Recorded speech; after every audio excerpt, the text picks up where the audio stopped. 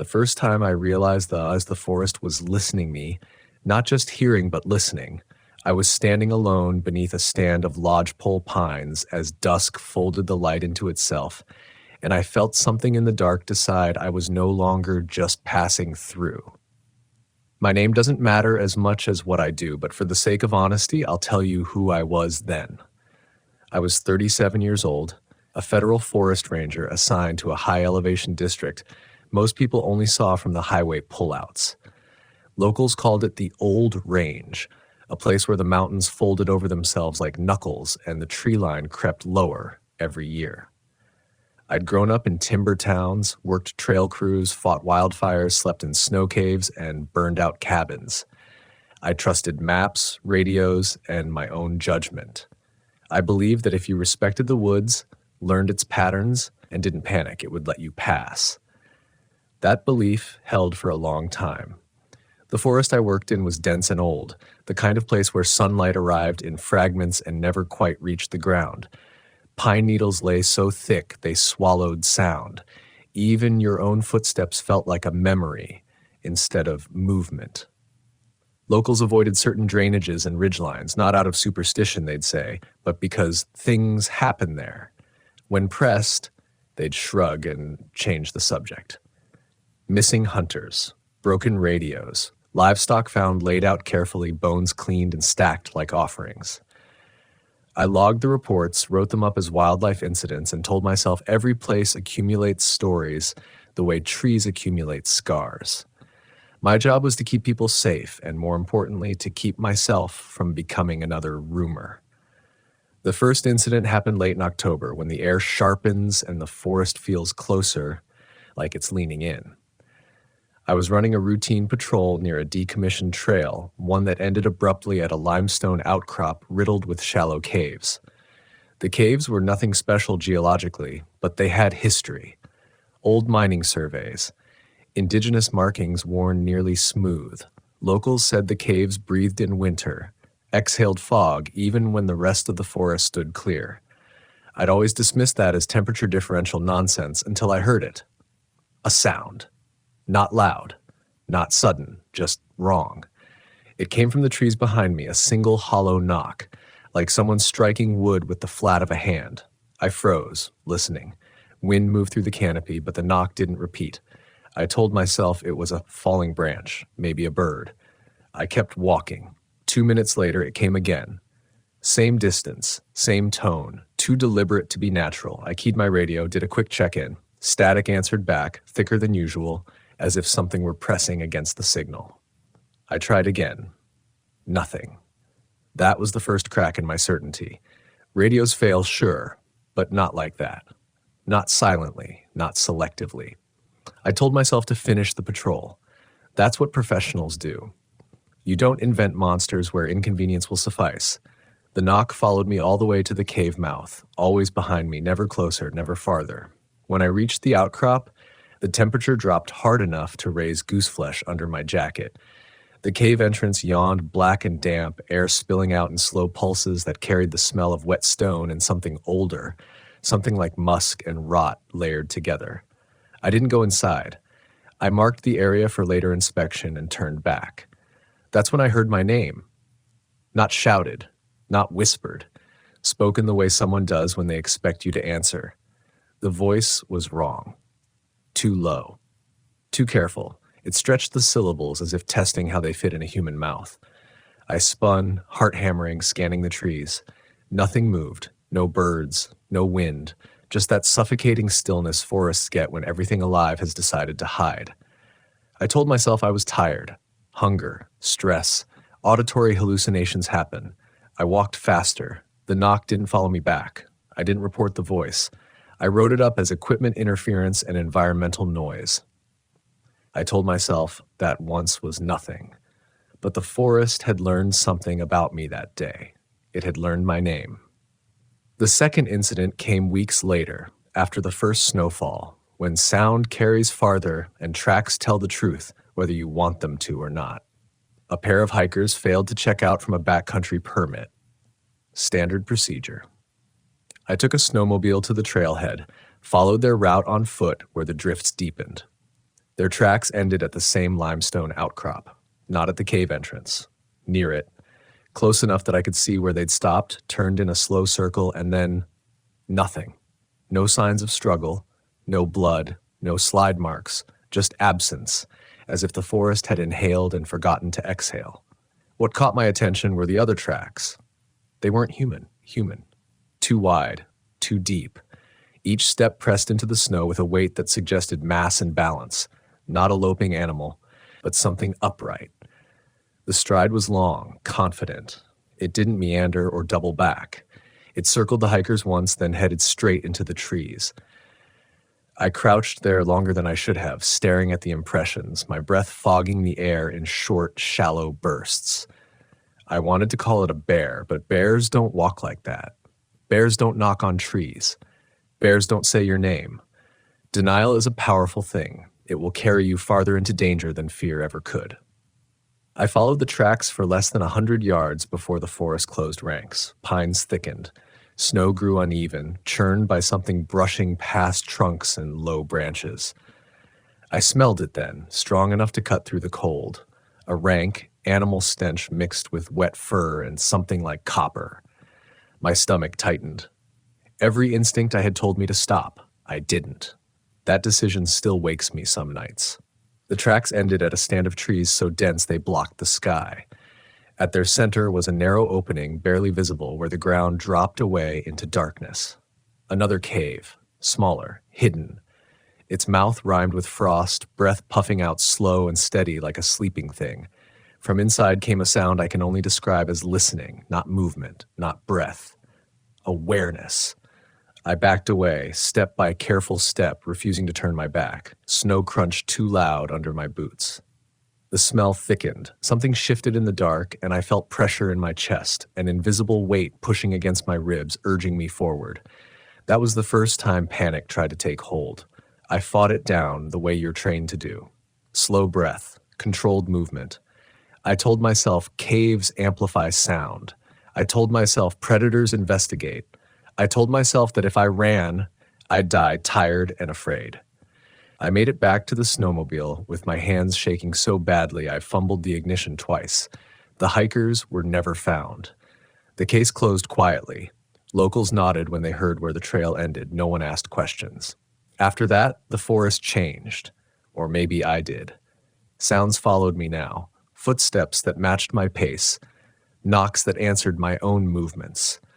On night patrols, my headlamp would catch reflections too high to be eyeshine, vanishing when I tried to focus. Radios failed more often near the caves. My dreams filled with narrow tunnels and breathless dark, with something tall and patient waiting just out of sight. I stopped trusting my instincts and started cataloging them instead, treating fear like a symptom to be managed. That was my mistake. Fear is information. Ignore it long enough and it will find another way to speak.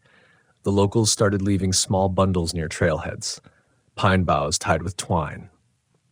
Bones arranged carefully, deliberately. I asked an old man about it once, a trapper whose family had been there longer than the ranger station. He looked at me for a long time before answering. "The spirits of the pines don't like being watched," he said, "and they don't like being named." I laughed then, a short, brittle sound. I wasn't laughing the next time I heard my name echo out of a cave that should have been empty. The sound of my name coming back me from that cave didn't echo the way sound should. It didn't bounce or fade. It stayed whole, intact, as if the darkness were holding it carefully before handing it back. I stood there longer than I ever should have, hand resting on the cold metal of my flashlight, trying to convince myself that acoustics can do strange things, that limestone can warp sound into familiar shapes. But acoustics don't choose names. I left that site shaken in a way I hadn't been before. Not frightened in the sharp, adrenaline-driven sense, but unsettled, as if something had reached inside my chest and rearranged the furniture. For the first time in my career, I filed a report that I didn't fully believe myself. I avoided words like voice and response, and instead wrote about wind patterns, unusual echo behavior, possible vandalism. I knew exactly how it would read to anyone above me. another ranger overthinking an isolated post. What I didn't write down was how the forest felt different on the drive back. The trees seemed closer to the road, trunks leaning inward just enough to suggest intent. Snow slid from branches in soft, synchronized whispers. My headlights carved a narrow tunnel through the dark, and beyond it I felt watched. Not by eyes, but by attention itself. Wide, patient, and old. That winter pressed in hard. Storms stacked on storms, burying trails, sealing off high country. We lost radio repeaters to ice and had to rely on line of sight and satellite phones that cut out at the worst moments. I started drawing assignments closer to base without admitting why. I told myself it was logistics, efficiency. Experience had taught me when to conserve energy. The truth was simpler. I didn't want to go back to the caves. The third incident didn't give me a choice. A maintenance worker failed to return from checking a remote fire lookout, one decommissioned years earlier but still used as a repeater station. He was local, born and raised, someone who knew the forest better than most. When he missed his check-in window, I volunteered for the search before anyone could assign it. Part of me believed that if I faced whatever was happening head-on, it would lose its power. That belief was the second crack. The route to the lookout cut through a drainage that locals avoided in winter. Snow there lay undisturbed, smooth as poured plaster, and the trees grew twisted, branches bent downward as if permanently bowed. The air smelled different too, sharp pine overlaid with something damp and animal. Each breath felt heavy, reluctant to fill my lungs. Halfway up the trail, I heard it again.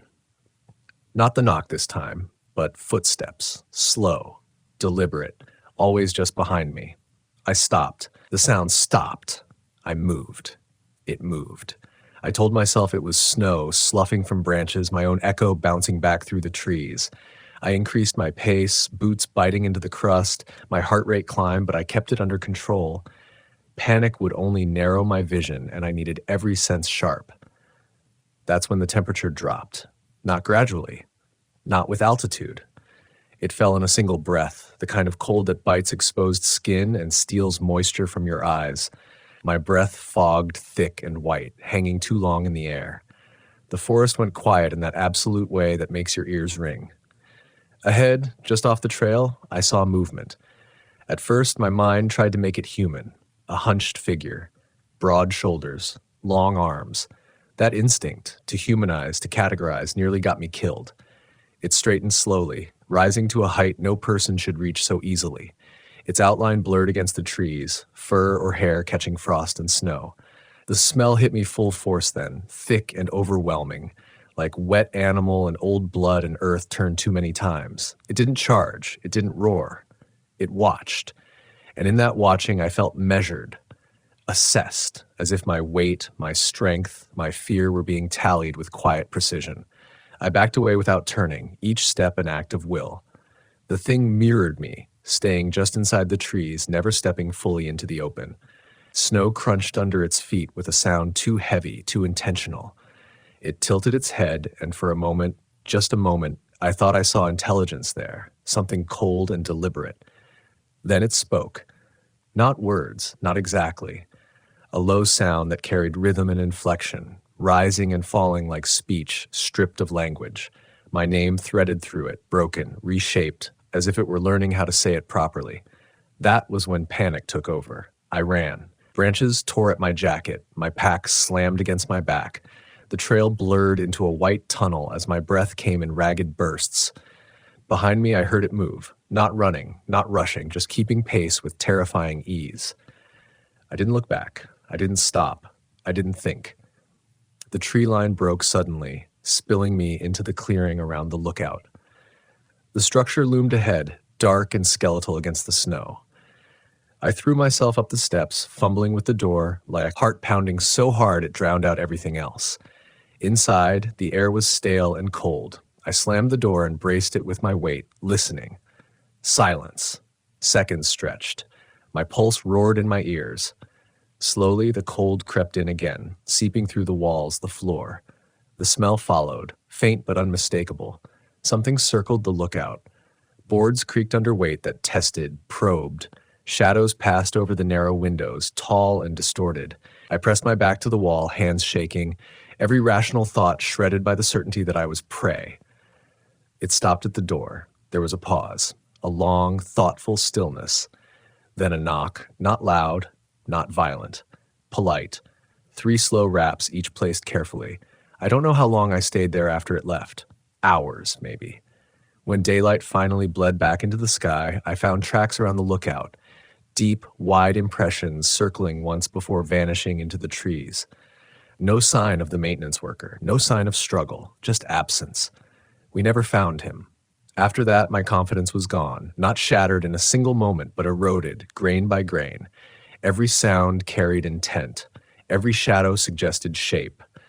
I started to understand why locals left offerings, why they avoided names and places and questions. The forest wasn't empty. It was occupied, and it didn't like being observed. The caves began to haunt my thoughts.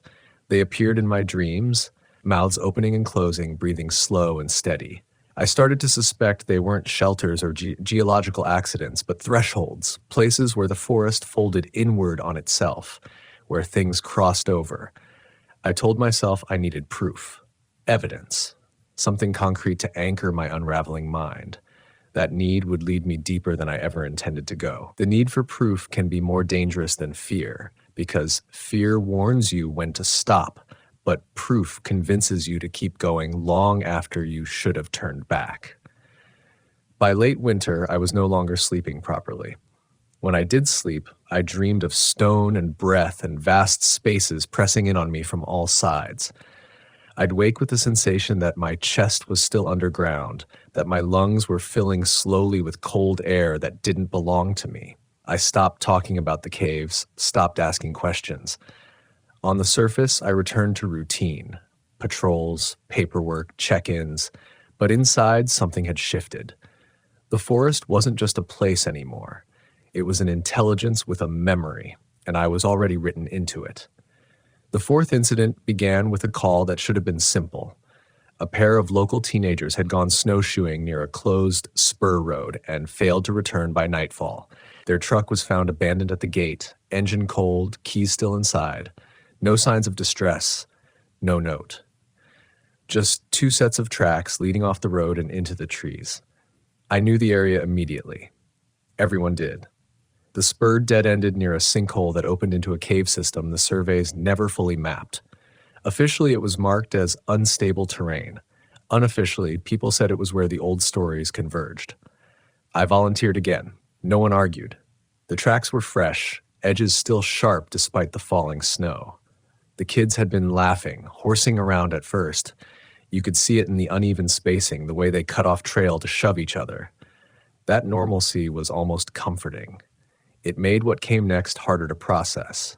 Their tracks slowed near the trees, steps shortened, pauses appeared, small half circles where they'd turned in place. Confusion, uncertainty. Then the 3rd set of tracks joined them. These were not cautious. They didn't hesitate or test the ground. They arrived fully formed, heavy and assured, pressing deep into the snow as if gravity itself leaned harder on them. The stride was longer than before, more confident, as if whatever made them had grown accustomed to walking out here. I felt the forest close in around me, a pressure behind my eyes at the base of my skull. The air smelled wrong again, stronger this time. I tasted metal on my tongue. I told myself I wouldn't follow them into the caves. I followed them anyway. The sinkhole yawned open beneath a crust of snow, the opening wide enough to swallow a vehicle if the ground gave way. Cold air poured out in steady pulses, fogging thick as smoke.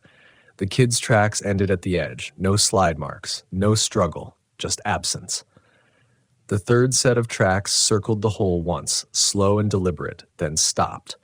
I stood there a long time, my mind straining for an explanation that wouldn't unravel everything I thought I knew. People fall into caves, snow collapses, accidents happen, but accidents don't plan. Accidents don't circle and wait. I secured my rope, radioed my position, and began my descent. The cave swallowed light greedily. My headlamp cut a narrow cone through stone walls slick with moisture, the sound of dripping water amplified into something like breathing. The temperature dropped with every foot I lowered myself, cold pressing into my bones, into my teeth. The smell was everywhere now. Wet fur, old decay, something living layered over something long dead. At the bottom, the tunnel widened into a chamber large enough to stand in. The floor was uneven, strewn with rocks and debris and bones. Not scattered, arranged. Long bones laid parallel, skulls stacked carefully against the wall. Some human, some animal, all cleaned down to a pale, matte sheen. Between them lay scraps of clothing, fabric, straps, a familiar orange thread from a ranger-issued glove. My throat tightened. This wasn't a den. This was a collection. I moved deeper, every step an argument with my own survival instinct. The tunnel sloped downward, narrowing, then opened again into a space so vast my light couldn't find the edges. The ceiling vanished into darkness. The air moved in slow, deliberate currents, as if the cave itself were breathing. That's when I heard them. Voices. Not clear. Not loud. A murmur of sound that rose and fell, layered over itself. Words half-formed, names repeated and reshaped. I recognized some of them. The hikers, the maintenance worker, my own name, threaded through the chorus like a refrain. I realized then what the caves were. They weren't just openings in the earth. They were mouths. And something beneath the forest was learning us. The sound grew louder as I moved and if drawn forward by a terrible fascination. I saw shapes at the far edge of my light, tall silhouettes shifting against the stone. Fur caught the beam and reflected dull and matte, not like eyeshine, but like frost on dark hair. One stepped forward. Up close, it was worse. Taller than any man I'd known, shoulders rolling under a mantle of thick, matted fur. Its face was a ruin of familiarity, flat and broad, with features that echoed human structure without ever quite resolving into it. The eyes were deep-set and dark, and when they fixed on me, I felt seen in a way that stripped away every pretense. It spoke again, that low, rhythmic sound, and the voices in the cave answered. Understanding crashed over me in a sickening wave. The missing weren't gone, they were remembered. The creature reached out, long fingers curling slowly, deliberately, not to grab, to invite. That was when I broke. I turned and ran, scrambling back through the tunnel, slipping on stone, rope burning my gloves as I climbed. Behind me, the cave roared to life, not with sound, but with presence. The air thickened. The voices rose in pitch and urgency, names tumbling over one another in a frantic chorus. Something followed me, not rushing, not desperate, but inevitable. I hauled myself out into the snow, tore free of my harness, and didn't stop running until my lungs burned and my vision tunneled. I didn't look back. I didn't need to. After that day, I stopped being a protector. I became a survivor. The official report said the teenagers fell into an unstable cave system. Recovery impossible. Case closed. The bones stayed where they were. The caves were sealed with warning signs and barriers that locals quietly removed within weeks. I requested a transfer. It was denied. The forest wasn't done with me. And I was beginning to understand why the old stories never spoke of victory, only of escape and the heavy price of knowing too much. By spring, the snow began to rot in place, collapsing into itself, and the forest released a smell that felt like confession. Wet earth, decay, and new growth tangled together. That should have been comforting. Renewal usually is. But that year, it only sharpened my awareness of how little separates life from whatever waits underneath it. I stopped volunteering for search and rescue. I stopped taking solo patrols anywhere near the caves. I told my supervisors I was burnt out, that the winter had taken more out of me than I'd expected. None of that was untrue. But it wasn't the whole truth either. The truth was that I'd started to recognize patterns, and patterns imply intention. The forest wasn't random. It was selective.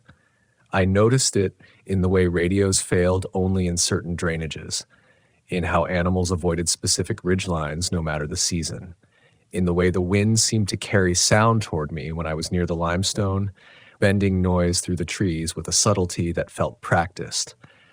Most of all, I noticed it in myself. My thoughts no longer felt entirely private out there.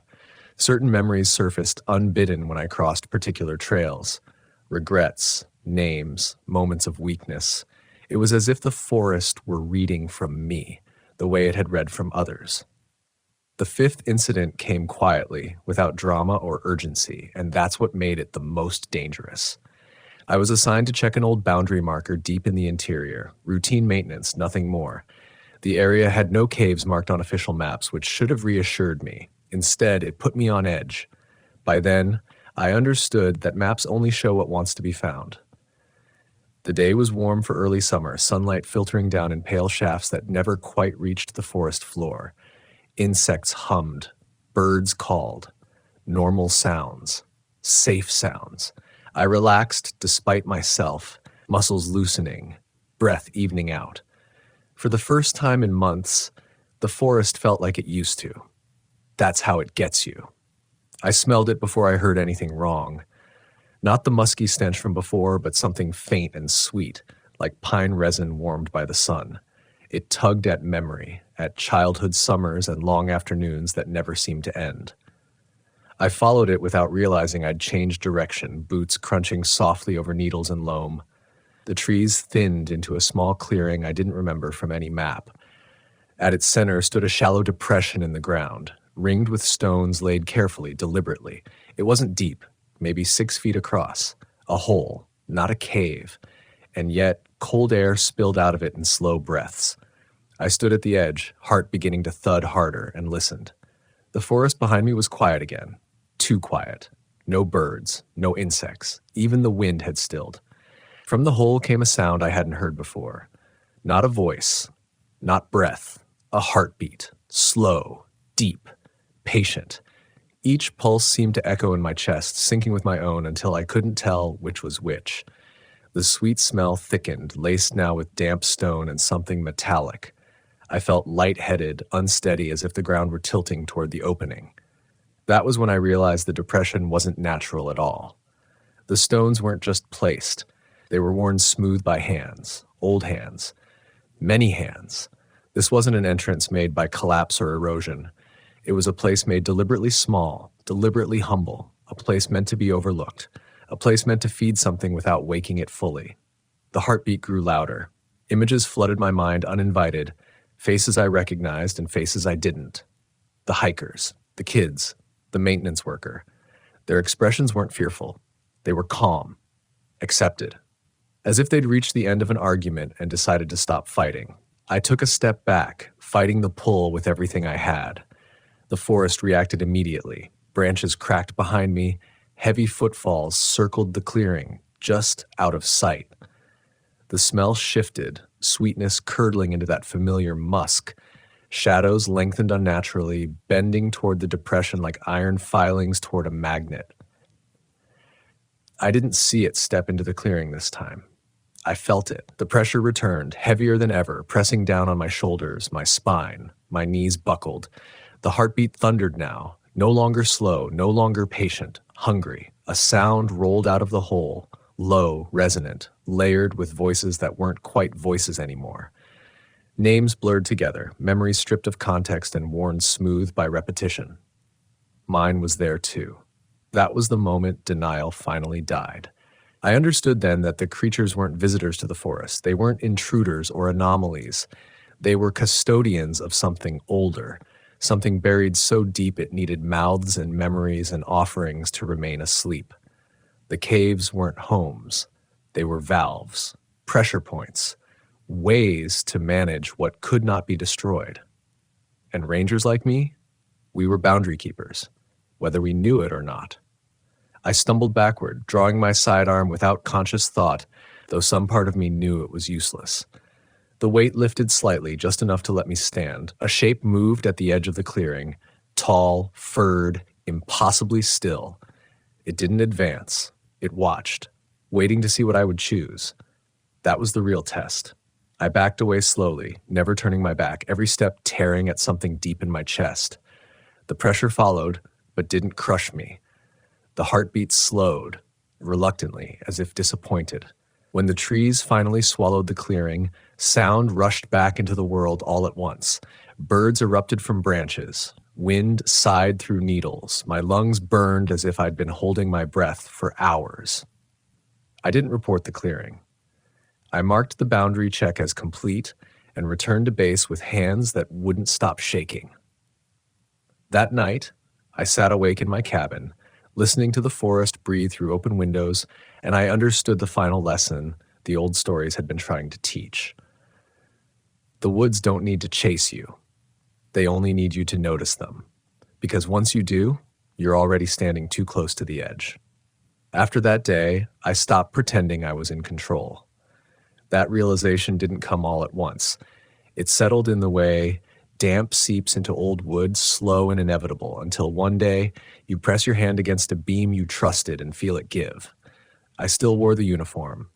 I still checked permits and cleared trails and spoke calmly to tourists who asked if the forest was safe. But inside, something fundamental had shifted. I no longer believed safety was something you could enforce. It was something you were temporarily granted. The forest began to treat me differently once I accepted that. I was no longer followed in the same way. The knocks faded, the footsteps fell silent.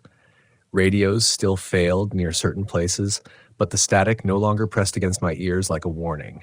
Instead, there was an understanding, unspoken but firm, like an agreement reached without words. I stayed away from the caves, not because I was afraid, though I was, but because I understood their role now. They were not mistakes in the landscape. They were infrastructure, pressure release, memory wells. The things beneath the forest did not rage or rampage because they did not need to. They endured, they curated, they remembered, and they required balance. Locals noticed the change in me before my supervisors did. An older woman who sold coffee from a trailer near the Southern Access Road watched me one morning longer than usual before speaking. "You stopped pushing back," she said. I didn't ask how she knew. "That's good," she continued. "The woods don't like it when you push." I asked her then, finally, why no one ever warned us properly. Why the stories were always half told, wrapped in jokes, or shrugged away.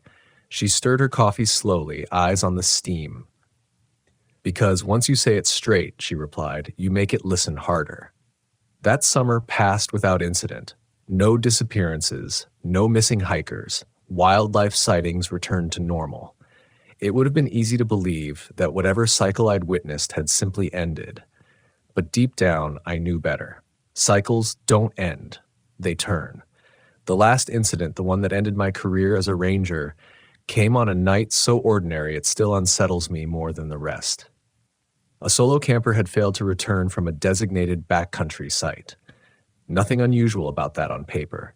People get lost, they underestimate terrain, they make bad calls. I could have delegated it. I should have delegated it. Instead, I went alone. The campsite sat on a ridge overlooking a long, forested valley. No caves marked nearby, no sinkholes, just trees and wind and the slow, familiar creak of branches rubbing together. I found the camper's tent intact. Campfire cold, gear neatly arranged, boots set side by side at the edge of the clearing, no tracks leading away. The forest felt heavy there, but not hostile. Expectant. I stood in the center of the clearing as dusk bled into night, listening. The wind carried sound strangely, bending it down the slope and back again. At first, I thought I was hearing echoes of my own movement. Then I realized the rhythm was wrong. Something was mimicking me. Not perfectly, not mockingly. Carefully. I spoke once, quietly, testing the air. My words came back altered, slower, weighted. I didn't hear my name this time. I heard my thoughts, regrets I hadn't voiced, doubts I'd buried. The question I'd never allowed myself to ask, whether staying all these years had been courage or cowardice. The clearing darkened as if the light itself were being dialed down. I felt that familiar pressure again, not crushing, not urgent, inviting. I understood then that this was not a hunt. It was a succession. The things in the forest were not monsters in the way people want monsters to be. They did not exist to punish or destroy. They existed to preserve what could not be allowed to surface. They fed on memory, on identity, on the stories people carry into the woods without realizing they are offering them up. They did not take randomly. They took those who listened too closely for too long. I stood there a long time, longer than was safe, feeling the pull of it. how easy it would be to stop resisting, to let my name dissolve into sound, my memories into texture, my body into something the forest could use. What stopped me wasn't fear, it was responsibility. I thought of the young rangers just starting out, of families who came to these woods believing wonder outweighed danger, of the quiet, necessary lie that nature is something we can fully understand if we just try hard enough. Someone had to walk away carrying the knowledge instead of becoming part of it. So I did the hardest thing I'd done in my life. I turned my back on the clearing. The pressure didn't surge. The forest didn't protest. It simply watched me leave, the way it watches everything eventually go. I filed my resignation the next morning. No explanation, no appeals, just a signature and a final look at a map I now knew was only a suggestion. I live far from that forest now. I don't camp anymore. I don't hike alone. I don't linger at the edge of tree lines at dusk, but sometimes late at night when the world is quiet enough, I hear the wind move through distant pines and I recognize the cadence. Listening, learning, waiting. The stories locals whisper are not warnings meant to scare you away. They are instructions, boundaries drawn in breath and memory instead of ink. The forest does not hate us. It does not love us. It remembers us. And if you ever find yourself deep among the pines, standing somewhere that feels older than it should, pay attention to what the silence is asking of you, because the spirits of the forest are patient, and they will still be there long after the last map forgets how to name them. I tell this story now not because I want belief and not because I need absolution. I tell it because silence, when held too long, becomes an invitation. There are nights when I wake before dawn, that thin hour when the world hasn't decided what it will be yet. In those moments, I can still feel it, the pressure, not on my body, but on my attention. As if something far away is checking whether I am still listening. I have learned not to answer. I lie still and let the moment pass, the way you let a dangerous animal move through your yard without startling it. People ask why I left the service so abruptly. I give them reasons they can file away neatly. Burnout, stress, wanting a quieter life. Those answers satisfy because they fit the shape people expect. What they don't want is the truth, that there are places in this country where the land is not scenery but custody, where forests are not just ecosystems but archives, and where some things are kept safe only because they are fed carefully and never named out loud. I think often about the cave, not as a place, but as a symbol, a reminder that beneath every clean narrative we tell ourselves about wilderness, there is depth we do not control. The cave is the part of the world that does not care about our categories. It doesn't distinguish between myth and biology, fear and fact. It simply holds what it holds. I was trained to protect people from the forest. What I learned too late was that sometimes the forest needs protection from us, from our curiosity, from our need to conquer, document, illuminate. Some thresholds are not meant to be crossed with headlights and GPS and certainty. Some are meant to be passed by quietly, with eyes down and mouths closed. If you've ever felt that hesitation deep in the woods, the moment when your instincts say don't go farther, even though nothing looks wrong, I hope you listened. That hesitation is not weakness. It is inheritance. It is the last working alarm we have left. The spirits people whisper about are not angry. They are not evil. They are custodians of a balance older than our laws and our fences and our uniforms. They do not chase civilization. Civilization wanders into them again and again, forgetting that not everything unfinished is broken.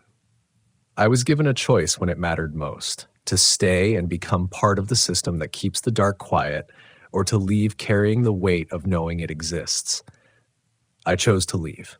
That choice did not make me brave. It made me intact. So if you walk among the pines someday and feel watched, don't panic, don't run, don't reach for explanations that make you feel powerful.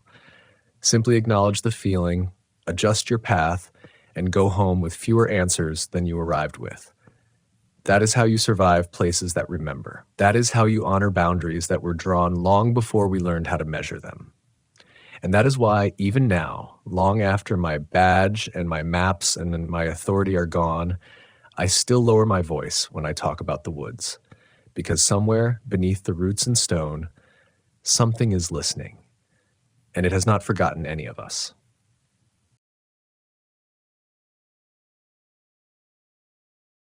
I learned early on that the forest does not announce when it decides you are no longer in control.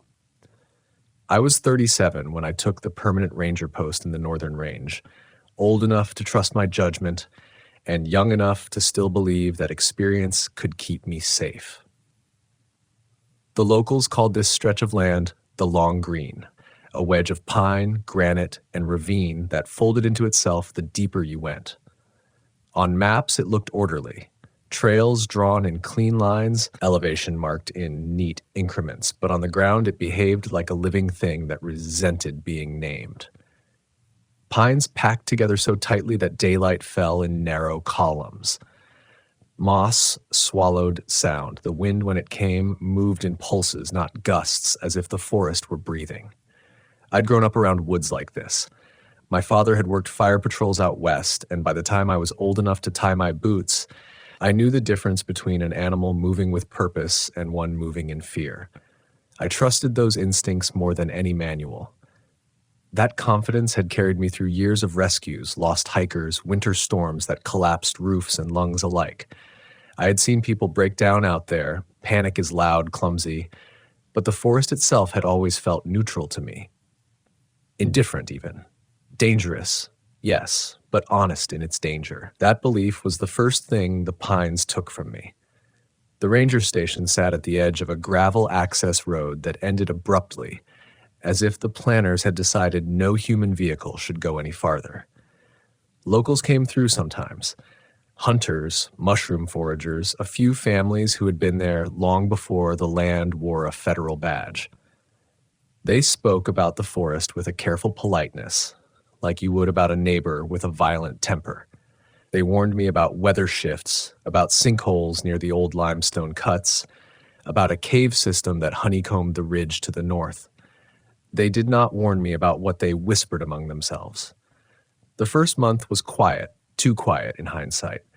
I logged routine patrols, cleared fallen branches, checked permits.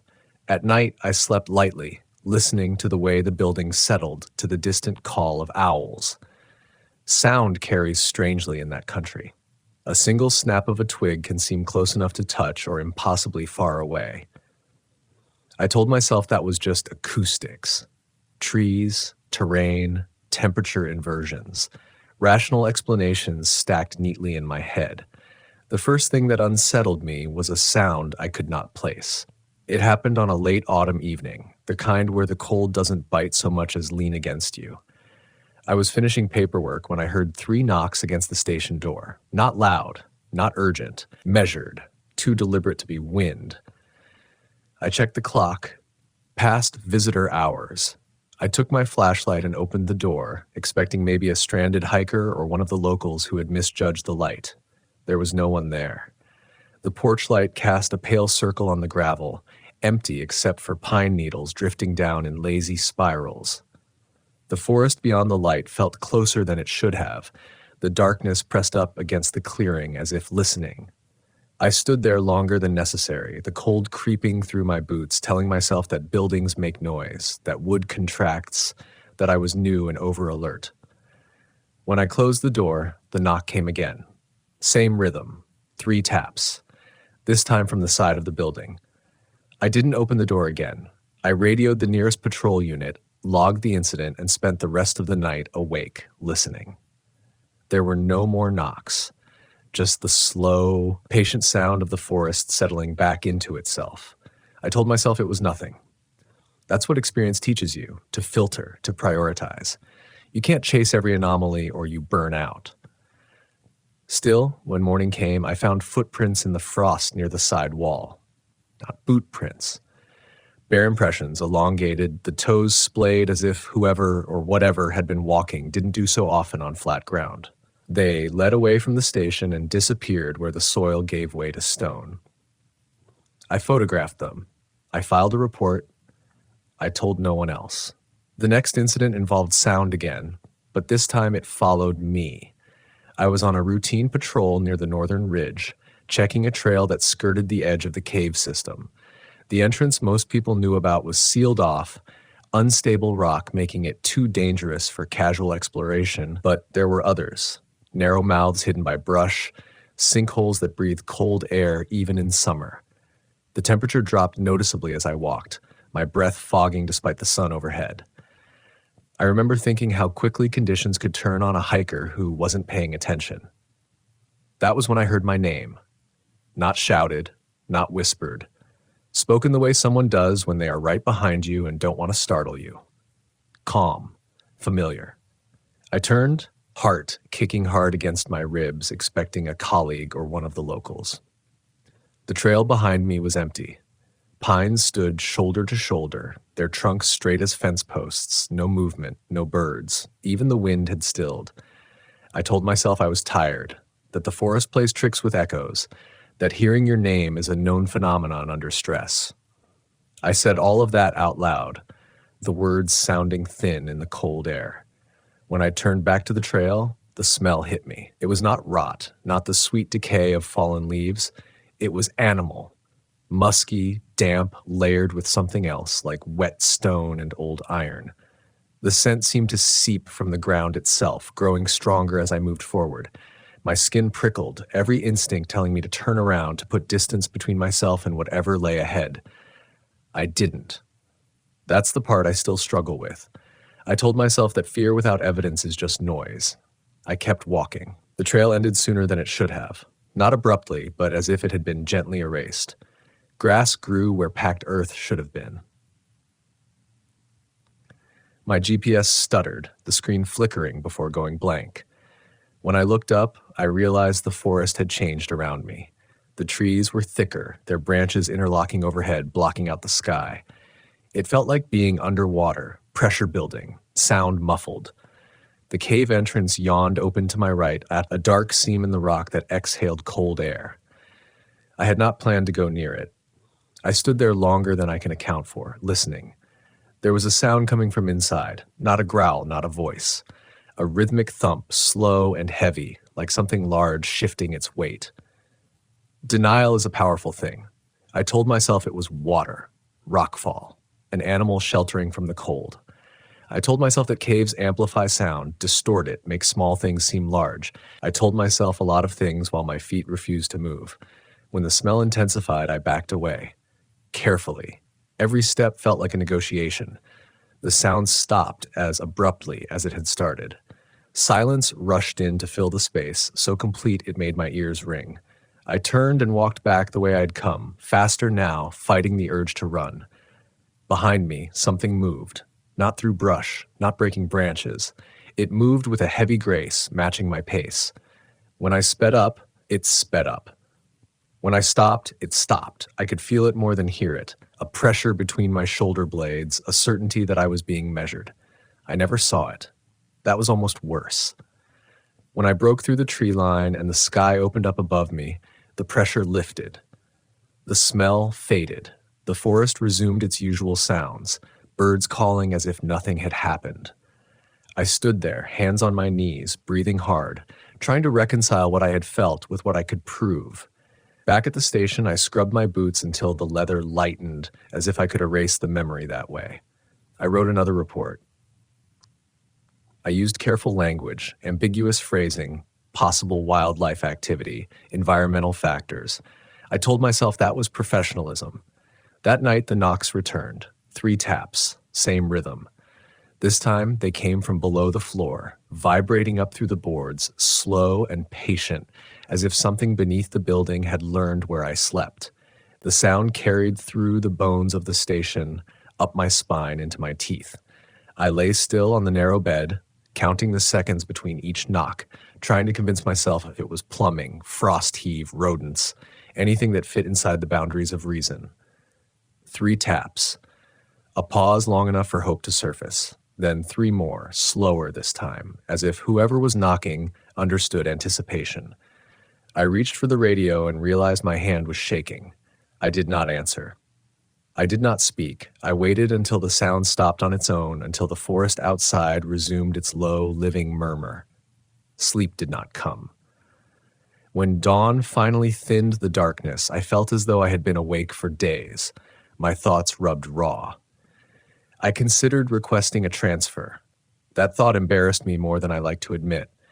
Rangers don't scare easily. We are trained to sit with discomfort, to move toward problems rather than away from them.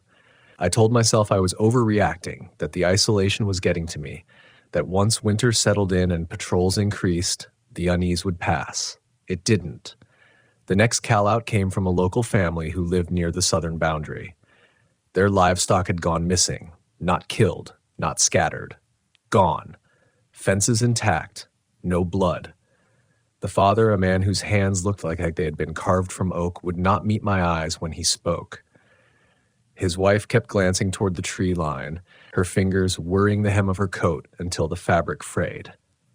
"It's back," she said, barely audible. I asked her what she meant. She shook her head.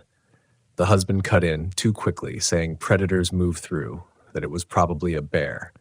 He thanked me for coming and made it clear, politely but firmly, that I wasn't welcome to search their land. As I walked back to my truck, I felt that same pressure between my shoulders, the sense of being watched from a distance that refused to close. The smell followed me all the way to the road. Winter deepened.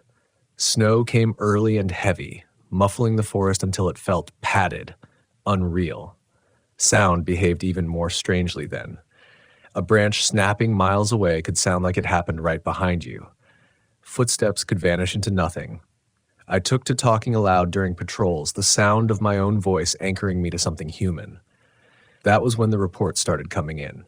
Hikers hearing knocks on their tents at night. Campers smelling something foul and metallic just before dawn. One man claimed he heard singing, a low, wordless hum that vibrated in his chest more than his ears. I logged every report, my handwriting growing tighter, more controlled. Patterns emerged despite my efforts to ignore them.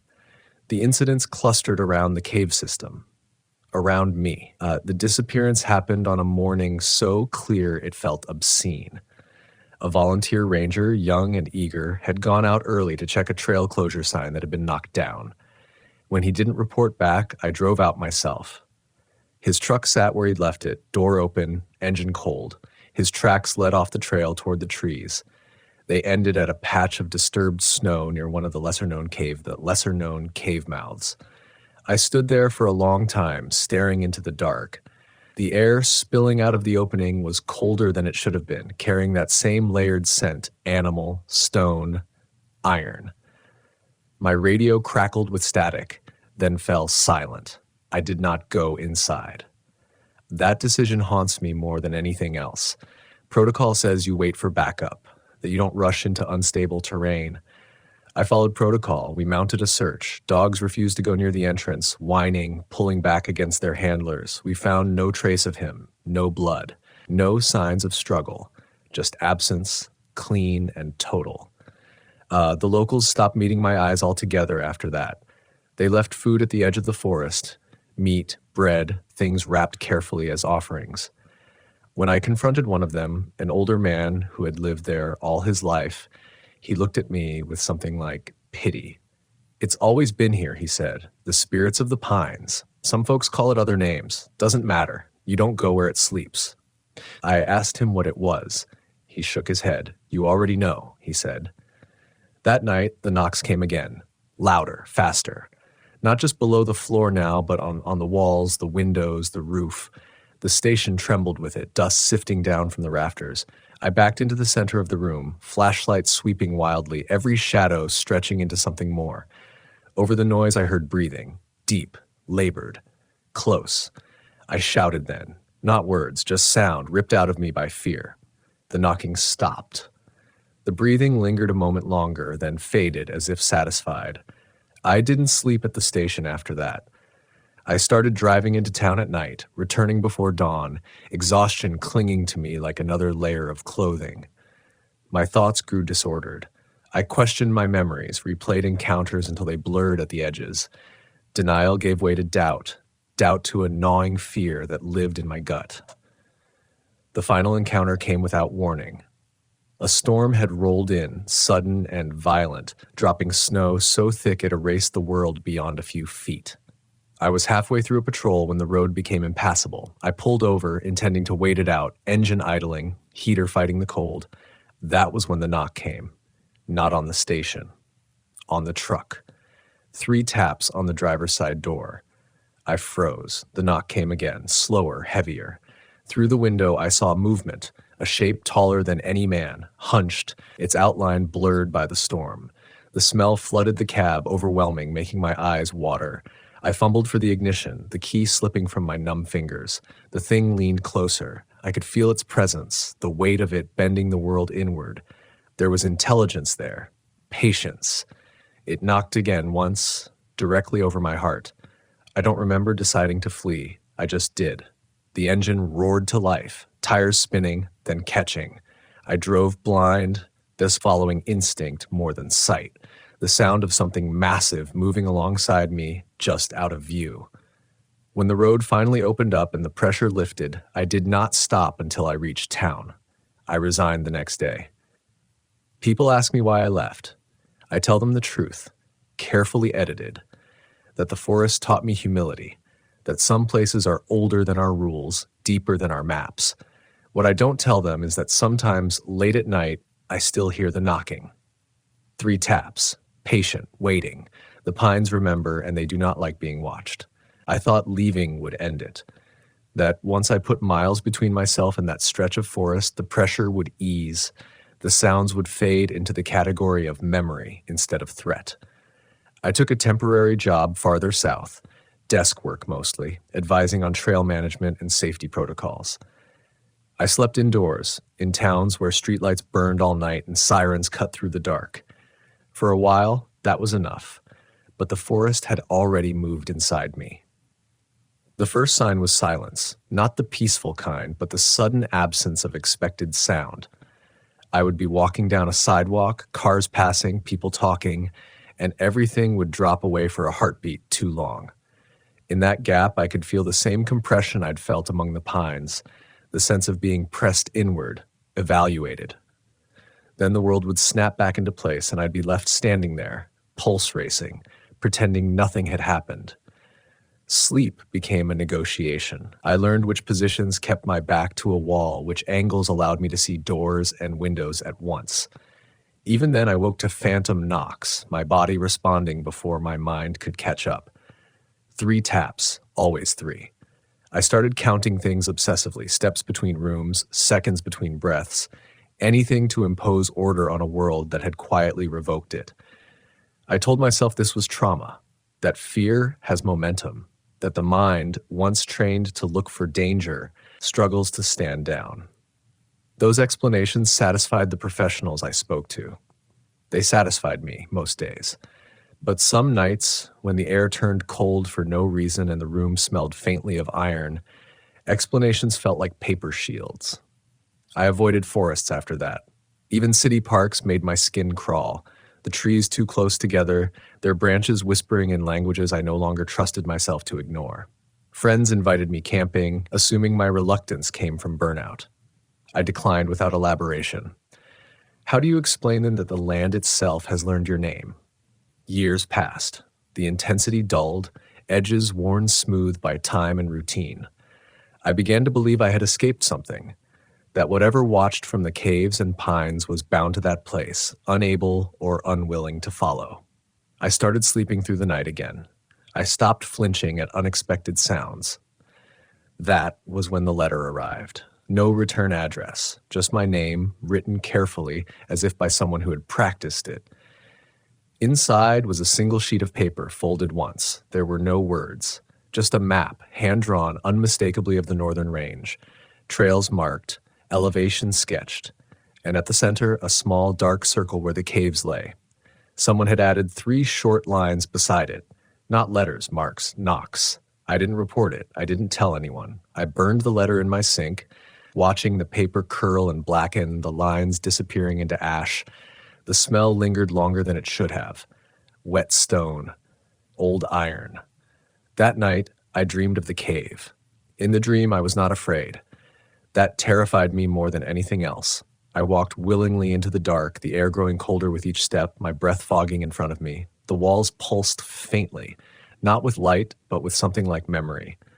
I could hear voices then, not words, but impressions, footsteps, breathing. The echo of things that had come too close and never left. At the center of the cave, something waited. I could not see it clearly, but I understood it in a way that bypassed language. It was not a monster in the way stories make monsters. It was old, older than names, older than fear as we understand it. It did not hunt out of hunger. It listened. It learned. It responded to attention. In the dream, it reached out, not with hands, but with presence, and I felt my certainty unravel. My training, my rules, all the careful lines I'd drawn between myself and the unknown dissolved. I woke with a shout lodged in my throat, heart hammering, the imprint of 3 taps still vibrating in my chest. I knew then that escape had been an illusion.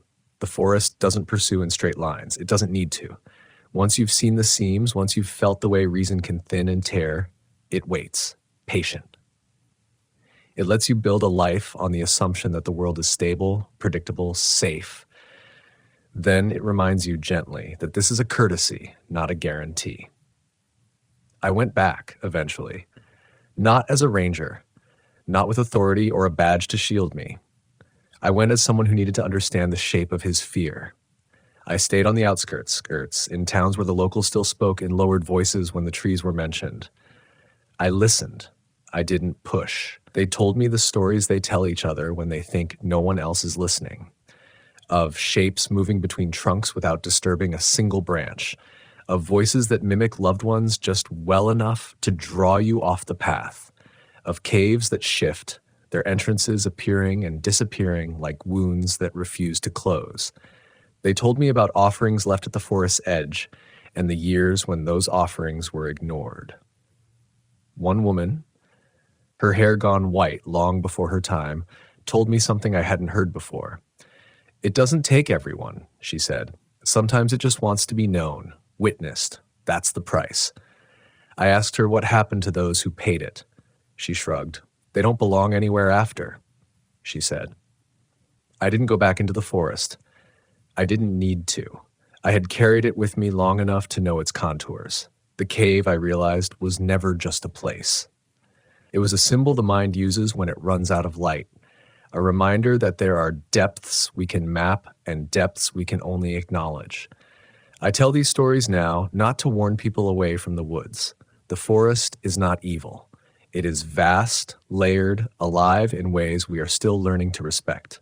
Most days, it will let you pass without comment, but I speak because we have grown careless. We walk into ancient places with the assumption that observation equals ownership, that understanding is owed to us. It isn't. If there is a lesson in what I lived through, it's this. Reason is strong, but it is not invincible. Confidence keeps you steady until it convinces you you're immune. The moment you stop listening to your instincts, to the land, to the quiet signals that say this is not your moment, you step closer to something that does not care if you come back. Some nights when the world goes still in that particular way, I sit and listen. Not for the knocks, but for my own breathing, for the proof that I am still here, still anchored. I think of the pines standing shoulder to shoulder, of caves breathing cold into the earth, of spirits that don't need belief to exist. They are still there, and they are still listening. So am I. Listening became a discipline after that. Not the passive kind, but the kind that demands you stay present, even when your instincts beg you to retreat. I learned to sit with silence without trying to fill it, to notice the way rooms settle at night, how buildings creak not from weakness, but from age. I learned the difference between an empty sound and a waiting one. There are moments now, rare but sharp, when the air changes the way it did back then. A pressure drop without weather, a smell that doesn't belong. When that happens, I stop what I'm doing. I don't rationalize it away anymore. I don't chase it either. I acknowledge it the way you acknowledge a scar when the weather turns cold. Proof of survival, proof of cost. People still ask me for stories. They hear I was a ranger once, that I worked in places most only see on postcards. They want danger packaged neatly, fear with a beginning and an end. I give them parts of the truth shaped so it won't harm them. Because fear, real fear, is not entertainment. It's a mirror held too close. What I don't tell them is that some nights I dream of trees not as they are, but as they were before we named them. I dream of a darkness that isn't empty, just full in a way we don't have language for.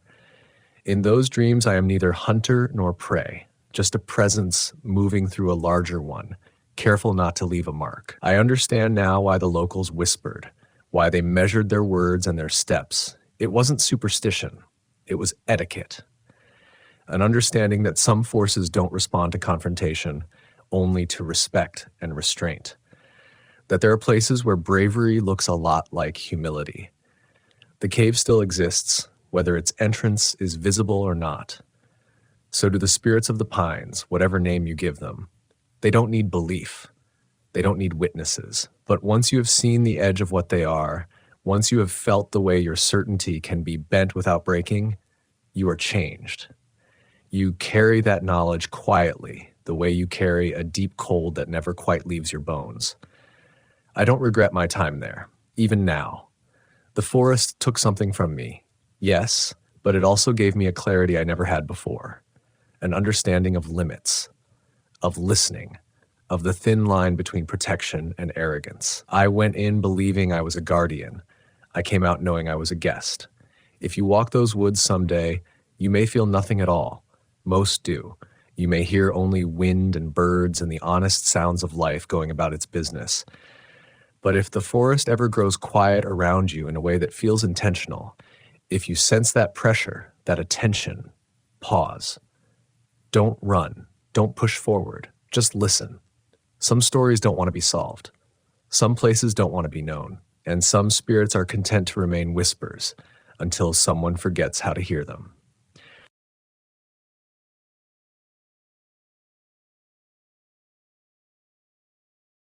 Still hear the radio crackle at night even when it's turned off, and sometimes I swear it's my own voice coming through asking for help I know never arrived. I became a ranger because I wanted quiet that made sense. I wanted rules the land followed, elevation, weather patterns, migration routes, search grids. I wanted a job where the danger was measurable, where you could name the risk and prepare for it. I'd already buried one body before I ever put on the uniform. My younger brother, lost during a winter hike we weren't supposed to take. They found him 6 weeks later in a ravine less than a mile from where we'd camped. He died calling my name. That knowledge never leaves you. It only goes dormant. I transferred to the Elk Basin District 5 years ago, a sprawl of high forest and cut valleys that never quite made it into the guidebooks. Too steep, too cold, too quiet. Locals called it the pocket because storms slid around it and radios behaved strangely near the ridgelines. The station sat alone at the end of a service road that wasn't marked on any map newer than the 80s. It was just me and one seasonal tech for most of the year. No cell service. One radio repeater. Enough forest to swallow a small town without noticing. The first winter there was uneventful in the way isolation always is. Long stretches of nothing punctuated by routine calls. Lost hikers, a poached mule deer, an avalanche warning that came too late to matter. I slept poorly but blamed the altitude. The silence pressed against the windows at night like a held breath. The elk appeared in late October after the first hard frost. I saw it from the station porch just before dawn, standing at the edge of the tree line where the floodlight cut off. A full bull, massive shoulders, steam rolling off its hide. It didn't move when I stepped closer. That should have been the first warning. Wild animals don't wait for you to approach. They don't hold their ground like they're deciding something. I raised my binoculars and felt my stomach tighten. Its face was wrong. Not injured, not diseased, empty. Where its eyes should have been, there was only smooth, dark skin stretched tight across the sockets, as if they'd never formed at all. No scars, no blood, just absence. I told myself it was a trick of the light, frost, shadow, sleep deprivation. I'd cataloged stranger anomalies before: albino moose, deer with antlers fused into grotesque crowns. Nature made mistakes. That was a comfort once. The elk turned its head slightly, ears angling toward the station, toward me. It breathed out, slow and wet, and the sound carried across the clearing with a weight to it, like something exhaled underground. Then it stepped back into the trees and vanished without a sound. I didn't log the sighting. I should have. Instead, I drank burnt coffee and watched the tree line until sunrise washed it clean. By mid-morning, fresh tracks appeared in the frost, circling the station perimeter in a wide arc. Too deliberate, too even, like something pacing. 2 weeks later, a call came in from dispatch about a missing bow hunter named Cal Reardon. Mid-50s, experienced. Truck found parked at a closed gate 6 miles east of the station. No sign of struggle, no note, just absence. I took the ATV out myself. Snow was coming in sideways by noon, thick and disorienting. The forest absorbed sound until even the engine felt muffled. I found Cal's pack leaning against a lodgepole pine, neatly arranged, boots placed side by side beneath it. His bow was propped upright, arrow nocked, no blood, no drag marks, no tracks leading away except elk sign, heavy, deep impressions that crossed and recrossed the area until the ground looked churned. The prints stopped abruptly at the mouth of a narrow ravine that wasn't on my map. The ravine descended sharply into shadow, walls slick with black ice. Cold poured out of it in a steady stream, wrong for the time of year. I stood there too long, listening. There was a sound beneath the wind, a low, rhythmic creak, like wood under pressure. I told myself it was the trees. That night, the elk returned. It stood closer this time, just beyond the floodlight's reach, head tilted. Snow fell around it and melted on its hide. I could smell it, wet fur and something acrid beneath, like scorched hair. When I keyed the radio to report it, the static spiked so violently the speaker screeched. Through the noise, I heard a voice say my name. My brother's voice, clear as memory. I dropped the radio, the elk stepped forward into the light. There were still no eyes, but there was movement beneath the skin where they should have been. Subtle, rolling, as if something behind the face was adjusting, learning the shape. I don't remember drawing my sidearm. I remember the weight of it, the cold bite of the grip. I remember thinking how stupid it would look in the incident report. Ranger fires at wildlife. I remember thinking of Cal's boots lined up neatly. The elk lowered its head, not in threat, but acknowledgement, and exhaled again. The breath fogged the air and carried with it the unmistakable smell of decay. Then it turned and walked away on legs that bent too far at the joints, disappearing between the trees with a sound like fabric tearing slowly. I didn't sleep after that. I watched the windows until dawn and told myself I'd imagine the movement, the voice, the smell. Trauma does that. Grief leaks into perception. I'd read the studies, I'd taught the safety briefings. 3 days later, they found Cal. What they found of him was wedged inside a culvert 1/2 mile from where his pack had been placed, bones stripped clean and arranged in a spiral that followed the curve of the metal. No tool marks, no animal sign consistent with predation. The coroner said exposure, then amended it to undetermined. The file was sealed within a week. I was told to stop asking questions. That was when I noticed the antler marks on the station walls, long, pale scrapes in the siding that hadn't been there before, too high for any elk to reach. They circled the building like tally marks. I counted them every morning. They kept increasing. On the 7th night, I woke to the sound of hooves on concrete. Slow, measured, coming down the hallway. The hallway outside my bunk room wasn't long, 12 steps from door to radio desk, but the sound stretched it, made each hooffall echo like it was traveling through a tunnel instead of a building that still smelled faintly of pine cleaner and old paper. I lay still, breath shallow, listening to something heavy test the floorboards with a patience that felt deliberate. Not lost, not confused, familiar. I told myself it couldn't be inside. I'd locked every door before sleeping. I always did. Habit drilled into you early. Bears don't use handles. Elk don't either. But the sound continued, unhurried, stopping directly outside my door. There was a pressure then, not on the wood, but in my chest. Invisible, cold, compressive. Like altitude sickness intensified to the point of panic. I tried to inhale and felt resistance, as if the air itself had thickened. My vision narrowed, edges darkening, and for a brief, humiliating moment, I thought I was dying quietly in my bunk like an old man. Then the radio on my desk clicked on by itself. Static poured out, followed by a familiar cadence I hadn't heard in years. My old supervisor's voice. Dead 3 winters now. He spoke as if reading a report. Subject displays compliance. Subject remains unaware of proximity. The hoofsteps resumed, retreating down the hall, exiting through the front door without a sound of it opening. When the pressure lifted, I sat up so fast, the room tilted. I checked the locks. All still engaged. No damage. No tracks on the floor. Outside, fresh snow lay untouched except for one set of impressions leading away from the station, deep, clean, too symmetrical. They did not come from any door. They began in the middle of the clearing, as if whatever made them had simply decided to exist there. I reported nothing. Not to dispatch. Not to wildlife control. Not even in my private log. I told myself there was still a rational sequence I hadn't identified. Sleep deprivation plus unresolved grief plus isolation. A known cocktail.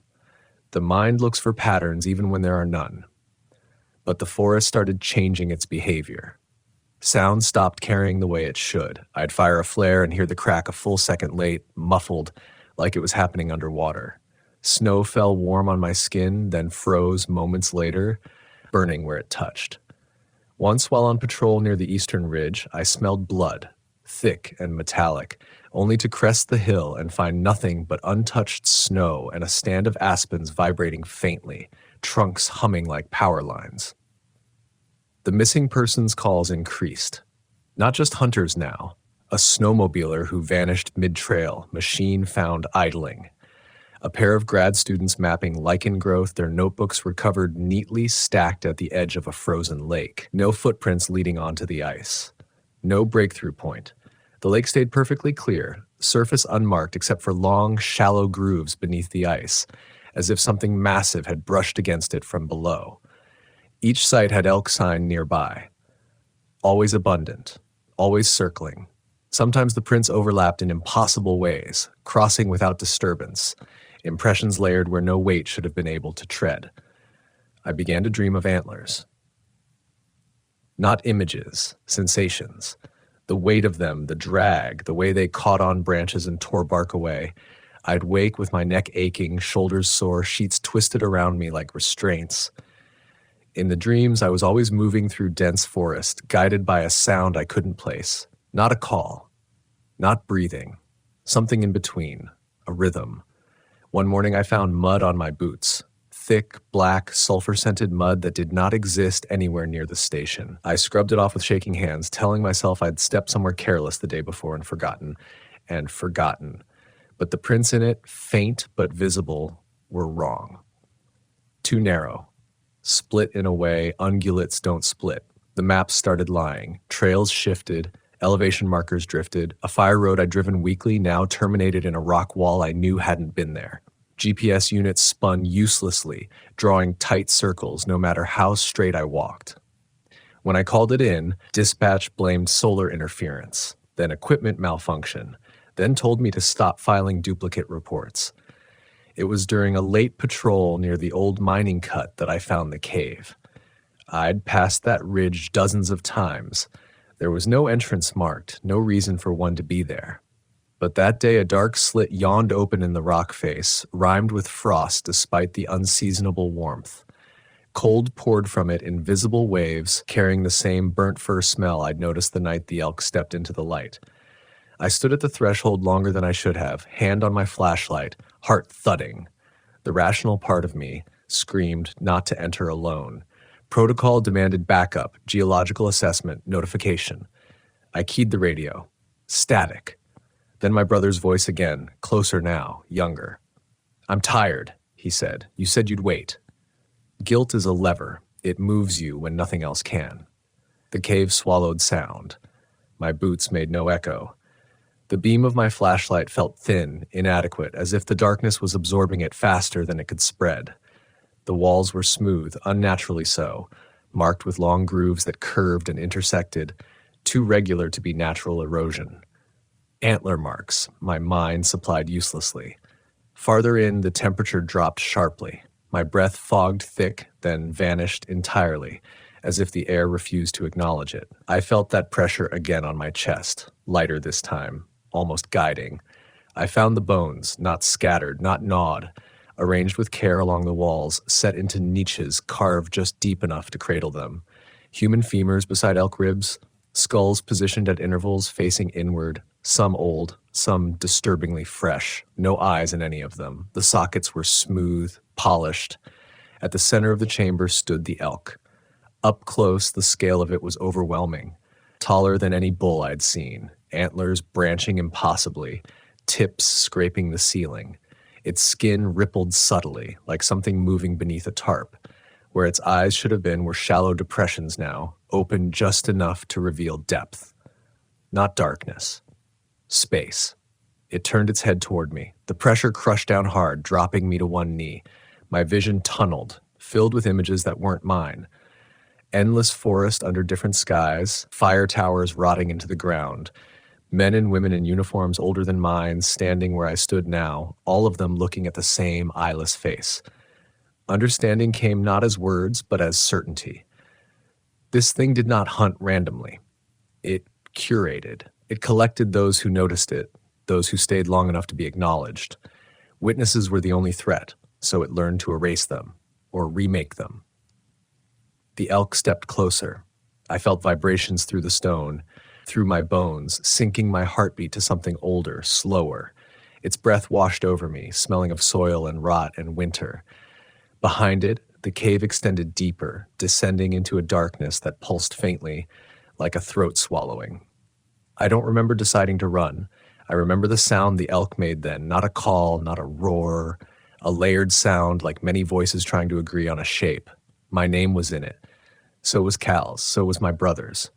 I ran blind, slammed against stone, tore skin, dropped my flashlight. Hands grabbed at my ankles, human hands, cold and insistent, before releasing me as if corrected. I burst out of the cave into daylight so sudden it burned, collapsing into the snow, retching until my throat bled. The cave was gone, just solid rock where the opening had been.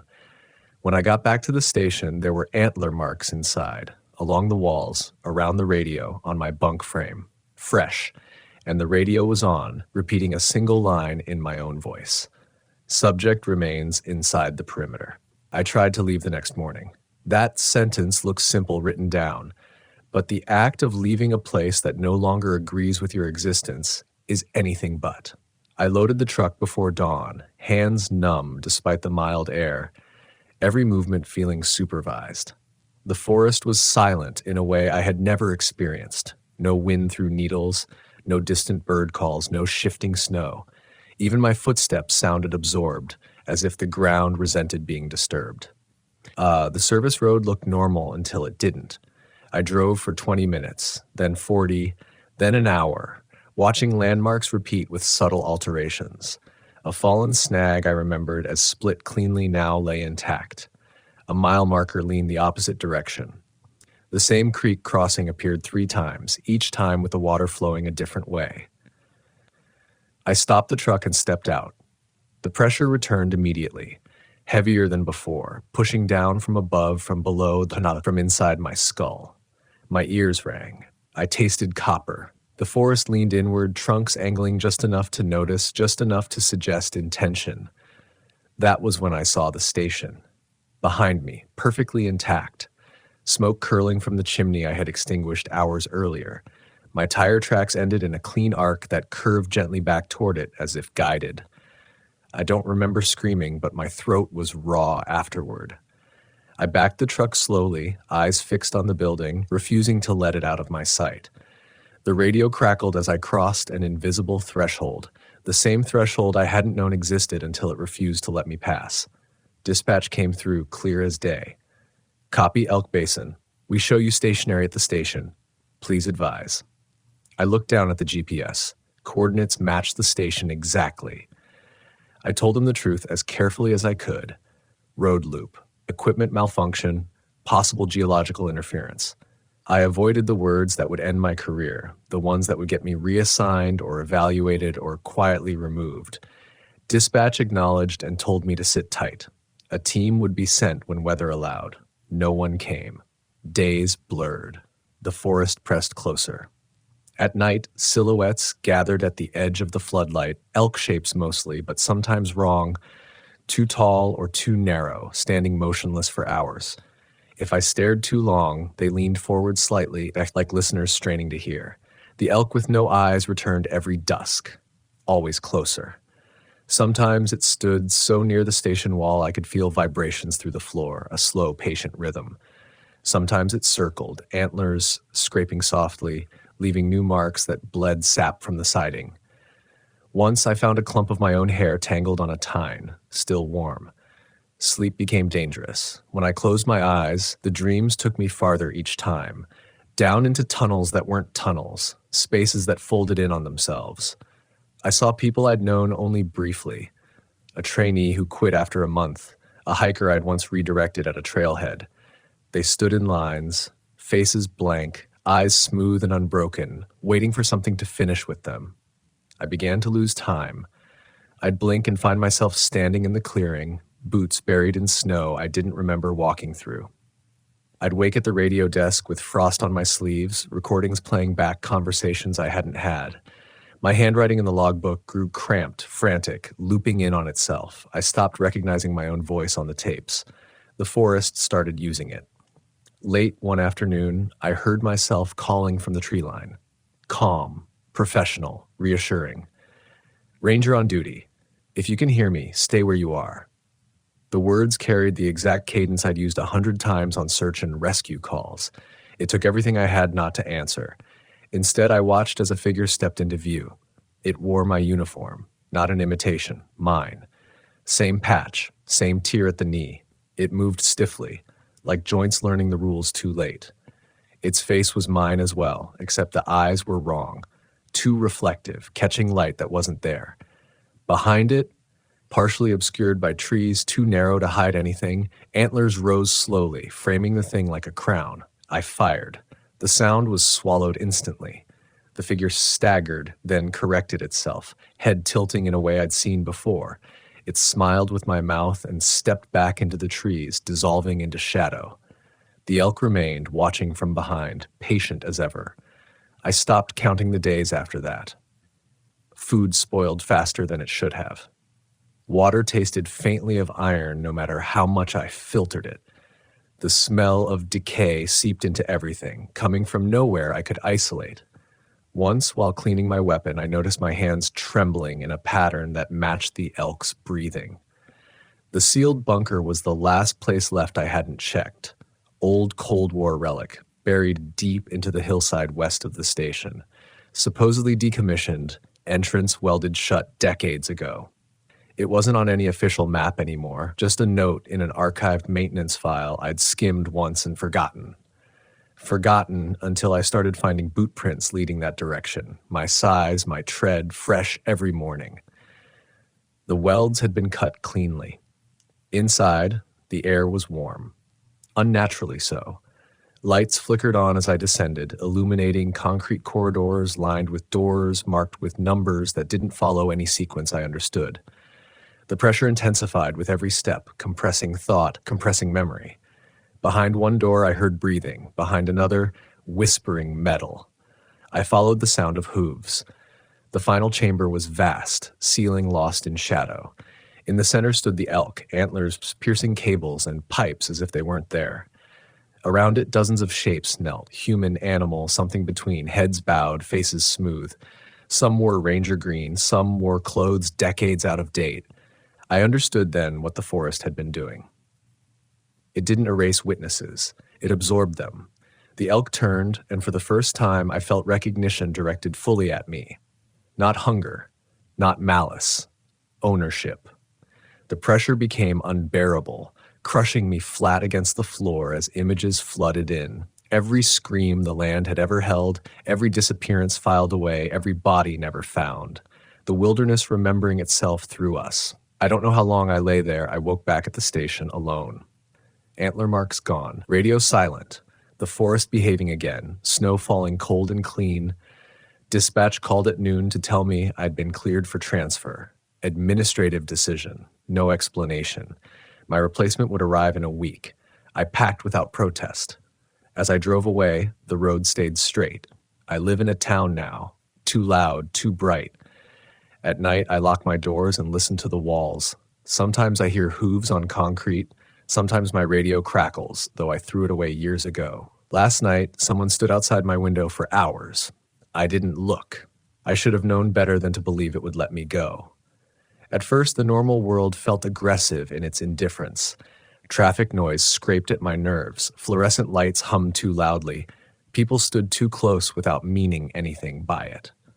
I took a job reviewing safety reports for a regional office, windowless room, no field work. They said it was temporary. Everything is temporary if you say it with enough confidence. I avoided forests, parks, even tree-lined streets. I told myself it was precaution, not fear, a rational adjustment. But the land has a way of remembering routes you took once, and some nights I'd wake convinced the floor beneath my apartment had shifted, slanted subtly towards some unseen entrance. The dreams didn't stop. They changed.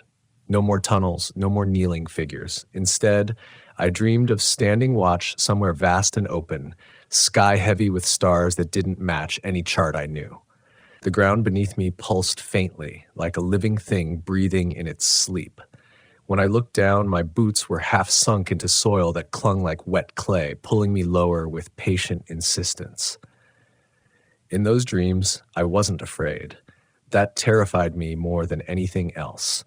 I began finding marks around my apartment, long, pale scrapes along the concrete of the parking garage, too high to be made by any vehicle.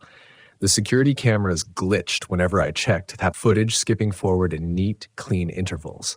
Neighbors complained about smells in the stairwell. Wet fur, rot, something chemical and old. Management blamed plumbing. Once in the bathroom mirror, my reflection lagged a fraction of a second behind me. Just enough to notice. Just enough to see my eyes cloud briefly, skin smoothing before snapping back into place. I stopped sleeping after that. I thought I could outlast it by staying awake, by anchoring myself in exhaustion and routine. Coffee, pills, long, empty nights staring at walls. But vigilance only works when you know what you're watching for. The thing in Elk Basin didn't stalk in straight lines. It waited for gaps, for moments when your guard drops not from weakness but from familiarity. It came back to me through sound first. Hooves on asphalt, faint but rhythmic, passing beneath my window at night. Not stopping, never stopping. Just circling the block in wide, patient arcs. When I pressed my ear to the glass, I could hear breathing layered beneath the city noise, slow and vast, as if something enormous lay just under the street, inhaling through cracks in the world. Then the voices started again. Not calling for help, not screaming, giving instructions. Stay where you are. Remain visible. Do not deviate from the path. Always in tones I trusted. Supervisors, dispatchers, my own voice. Always calm, always reasonable. I recognize the technique. It's how you keep people from panicking in situations they can't survive. I realized then what the transfer had really been. Not a release, a relocation. The wilderness hadn't lost interest. It had expanded its perimeter. I tried to tell someone, a therapist, carefully chosen, neutral ground. I stuck to verifiable facts, missing time, sensory hallucinations, recurring imagery tied to trauma. She listened, took notes, nodded in the right places. When I mentioned the elk, the eyelessness, the repetition, something shifted in her expression, not disbelief, but recognition poorly hidden. She canceled our next appointment. I received a letter instead recommending inpatient evaluation. The envelope smelled faintly of soil. That night, the power went out across my block. Total blackout. No sirens, no voices. Just silence settling heavy and complete, the way it only does far from human infrastructure. I stood in my living room, heart hammering, and felt the pressure descend for the first time since Elk Basin. Familiar, almost comforting in its certainty. The floor vibrated. From below. Concrete does not do that. Not like this. Not with rhythm. A crack split the wall near the baseboard, hairline at first, then widening as something beneath the building pressed upward. Cold air poured out, carrying the unmistakable scent of burnt hair and decay. From the darkness of the fissure, I heard hooves scraping stone. I understood then what the final mistake had been. I had believed the bunker was the end. It was only a node. The land doesn't keep its secrets in one place. It distributes them, seeds them, builds redundancy. Witnesses are resources. So are rangers. So are cities, eventually. The crack widened enough for antler tips to emerge, pale and smooth, scraping paint from the wall. The pressure crushed my lungs, driving me to my knees. My vision filled with Elk Basin again, the station, the clearing, the cave, layered over my apartment like a transparency sliding into alignment. The elk's head pushed through impossibly, face smooth and empty, space yawning where eyes should have been. Within that depth, I saw movement, not learning now, remembering. It did not step fully into the room. It didn't need to. The presence alone was enough to collapse the distance between then and now, forest and city, underground and open sky. The boundaries I'd relied on, maps, jurisdictions, rational explanations, folded inward, becoming meaningless. The elk breathed. With it came images, not forced this time, but offered. A future stretched wide and patient. Fire towers replaced by cell towers, parks giving way to neighborhoods, people disappearing quietly, deliberately, absorbed into something that wore familiarity like a lure. The wilderness no longer confined to trees and snow, but threaded through concrete and steel, waiting for moments of isolation no matter where we built. I felt myself thinning, thoughts stretching, identity loosening like soil before rain. It would be easy to let go, to kneel, to join the others in their silent watchfulness, freed from fear by the removal of choice. I don't know what stopped it. Maybe the memory of my brother's voice, not as the forest used it, but as it really was, frustrated, alive, human. Maybe reflex. Maybe the last brittle fragment of will I hadn't yet surrendered. I crawled away from the crack, fingers tearing on carpet, lungs screaming. The pressure resisted, then relented slightly, like a grip loosening just enough to allow escape. The elk withdrew, antlers sliding back into the dark with a sound like stone grinding on bone. The crack sealed behind it. By morning, the wall was intact. Power restored. No evidence. No smell. I reported nothing. I am recording this now because I can feel the perimeter tightening again. The hooves are closer. The dreams are calmer. That frightens me most of all. If you're listening to this, if this recording found you, understand this. Some things do not stay where we assign them. Some guardians are also wardens, and once the wilderness knows you can see it, it never truly lets you leave. I'm not sure how much time I have left as myself. That sentence keeps rewriting itself in my head, rearranging meanings depending on the hour. Sometimes it feels like a warning about death. Other times it feels administrative, like a transfer notice issued by something older than language. I've stopped trying to parse it. Parsing implies control. I quit my job 3 months ago, no notice, no explanation. I left the office midday and never went back. Since then, I've been moving. Cheap motels, back roads, places where the land feels thinner, scraped raw by development. Deserts where nothing tall enough to hide behind grows. Plains where you can see for miles and miles and convince yourself that visibility equals safety. It doesn't. The elk doesn't follow like an animal. It anticipates. I'll arrive somewhere and feel relief for a day, sometimes two, before the signs start creeping in. Scrapes on concrete culverts. Radio towers humming at the wrong pitch. Locals mentioning an animal they've seen at the edge of town that just stands there, as if waiting for permission to come closer. I don't correct them anymore. Once, in a gas station bathroom in eastern Nevada, I saw antler marks etched into the mirror from the inside, shallow grooves that caught the fluorescent light. They vanished when I blinked, but the pressure stayed, heavy and familiar. like a hand resting on my back to guide me forward. The dreams have become instructional. I walk routes I don't recognize, but somehow know by heart. I stop at stations that look like the one in Elk Basin, but aren't. Different signage, different years, same layout. In the dreams, I'm always calm, efficient. I log disappearances that haven't happened yet. I reassure people who will never be found. Sometimes I look down and realize I'm wearing a uniform that doesn't exist anymore, patch stitched with a symbol I don't remember earning. In the most recent dream, I stood watch beside the elk, not beneath it, not kneeling. Beside, I could feel its awareness brushing against mine, vast and distributed like a network rather than a mind. It didn't speak. It didn't need to. Understanding flowed without words. This was not punishment, not malice, not hunger. This was maintenance. The land remembers every scream, but it also remembers every silence. It balances them. I woke from that dream with dirt under my fingernails and the taste of iron in my mouth. The motel clerk told me I'd been standing in the parking lot all night, unmoving, eyes open, facing the tree line across the road. She said she tried to wake me, but felt suddenly very small when she got close, like she shouldn't interrupt. I paid in cash and left before sunrise. I've tried documenting everything. Notes, audio, video. Most of it degrades within days.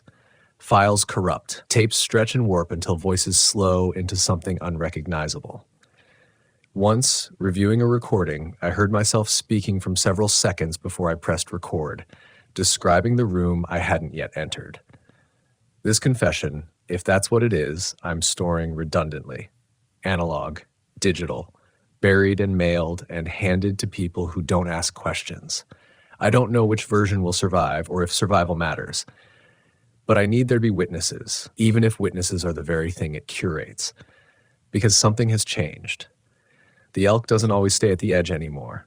In rural Utah, I saw it standing in a schoolyard at dusk, perfectly still while children played around it, laughing, oblivious. Teachers stood frozen on the steps, faces slack, eyes unfocused, as if waiting for instructions they couldn't hear yet. When the bell rang, the elk stepped back and was gone, leaving deep impressions in the dirt that filled themselves in almost immediately. In Arizona, a highway patrol officer told me about a multi-car accident caused by an animal in the road. No bodies found. Just vehicles abandoned with doors open, radios still playing. Elk hair caught in the grill of one car, coarse and wet despite the heat. No eyes on the carcass they eventually discovered a mile away, neatly placed in a dry wash. Always the same pattern, always witnesses reduced.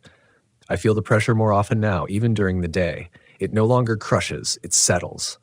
A familiar weight, like gear you've worn long enough that taking it off feels wrong. My thoughts sometimes align too smoothly, rationalizations forming before fear can interrupt them. I catch myself thinking in terms of perimeters again. Coverage, acceptable loss. That scares me more than the antlers. Last week, I woke up in a place I didn't choose. A station. Not Elk Basin, but close enough that my body recognized it before my mind did. Same smell of pine cleaner and old paper. Same radio desk. Same view of forest through the front windows. My name was on the duty roster, written in ink I didn't remember putting there. Outside, the clearing stretched wide and patient. At its edge, something stood waiting. Not just the elk, others. Shapes I recognized from missing posters, from case files, from my dreams. Some wore uniforms. Some wore civilian clothes. All stood motionless, facing the building, faces smooth and unfinished. Witnesses repurposed into infrastructure. The radio crackled. My voice came through, calm and steady. Station secure, subject ready for assignment.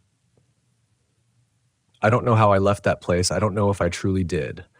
I'm writing this now from a diner off a state road that doesn't appear on my map. Outside the window, the trees are too evenly spaced. The air smells faintly of wet fur. Every so often, I feel a vibration beneath the floor, slow and vast, like something breathing in its sleep. I can feel myself thinning again. If you're hearing this, if you're reading this, understand the wilderness is not shrinking. It's learning new shapes. It doesn't need legends or names or myths.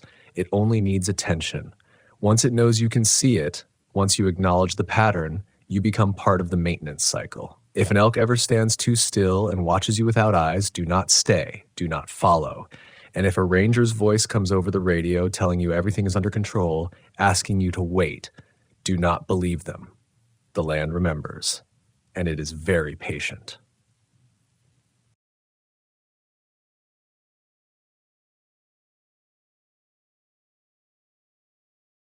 The first time the forest looked back at me, I understood that I had mistaken familiarity for safety. I had spent most of my adult life believing I knew these woods, the way a man knows the lines on his own hands. I knew how fog pooled in the low ravines before dawn, how the pines creaked when the temperature dropped too fast, how elk moved when a storm was coming hours before the clouds showed themselves. I was 38 years old then, a federal ranger assigned to a northern mountain forest that locals still referred to by its old name, the one used before maps softened it into something marketable. People came here for solitude, for hunting, for the reassurance that some parts of the country still hadn't been tamed. My job was to make sure they left alive. I lived in a cabin that had been standing since before the war, its foundations sunk deep into granite and root. The locals knew me well enough to nod when I passed through the diner once a week for supplies. They told me stories in fragments, half jokes, half warnings, things they'd heard from their parents or their grandparents, footprints that ended in bare rock, screams that weren't quite screams, a presence that moved upslope against the wind. I smiled at those stories, the way men do when they're trained to believe fear is something you manage in others, not something that ever gets ahead of you. That confidence lasted until late October when the first snow came early and heavy, and the radio crackled with a call that didn't make sense. A hiker had gone missing near a drainage basin locals avoided. Not officially closed, but rarely used. The terrain folded inward there, the pines growing tighter, their trunks blackened by decades of lightning strikes. Beneath it all was a cave system I had mapped years earlier, narrow entrances, deep chambers, limestone that swallowed sound. The kind of place you marked and then tried not to think about again. I told myself it was just another search. People got lost. Panic made them do foolish things. The forest punished mistakes, but it wasn't malicious. That's what I believed as I followed the boot prints into the trees, snow softening their edges, the air sharp enough to sting my lungs. The first thing that unsettled me wasn't what I saw, it was what I heard. A knock, 3 measured sounds, spaced too evenly to be falling debris, wood on wood. It echoed through the trees, dull and deliberate, and then stopped. I froze, listening. The forest settled into silence so complete it felt artificial. No birds, no wind. Even my own breathing sounded intrusive. I called out, identifying myself, voice steady out of habit. No answer came back. Instead, the knock repeated. Same rhythm, same distance. Not closer, not farther. As if something was testing whether I would respond the same way twice. I told myself it was thermal contraction. Trees crack when the cold hits fast. I moved forward because standing still felt worse, because hesitation in the woods has a way of turning small problems into fatal ones. The trail thinned, then vanished altogether, replaced by rock and root. That's when I noticed the smell. Wet iron, old water, a mineral tang that coated the back of my tongue. It reminded me of the caves. The footprints ended near a stand of dead pines, their bark stripped in long vertical scars, too high for elk, too wide for bears. I crouched, ran a gloved hand along one of the marks. The wood was splintered inward, not gouged, as if something had gripped and pulled. That was the moment doubt crept in. Not fear, not yet. Doubt. The quiet question that asks whether the explanations you rely on are still sufficient. I radioed my position. Static answered. The mountains played tricks with signal, but I didn't like how complete the silence was. I considered turning back, waiting for backup. Instead, I followed the slope downward toward the cave entrance I had hoped never to see again. The opening yawned between boulders like a mouth that had forgotten how to close. Cold air spilled from it, carrying that same metallic scent. The knock came again, closer now, but muffled, as though wrapped in stone. I stood there longer than I care to admit, every instinct arguing with the part of me that had been trained to go in when others would not. I thought of the missing hiker. I thought of the stories told over coffee and pie, the ones I had dismissed with a smile. I told myself that courage was just discipline wearing a better name. Inside the cave, sound behaved strangely. My footsteps came back to me delayed, distorted. My headlamp carved narrow tunnels of light through the dark, revealing scratch marks along the walls, parallel lines that sank deep into the limestone. The temperature dropped fast, breath fogging thick. Somewhere deeper, water dripped in a slow, patient rhythm.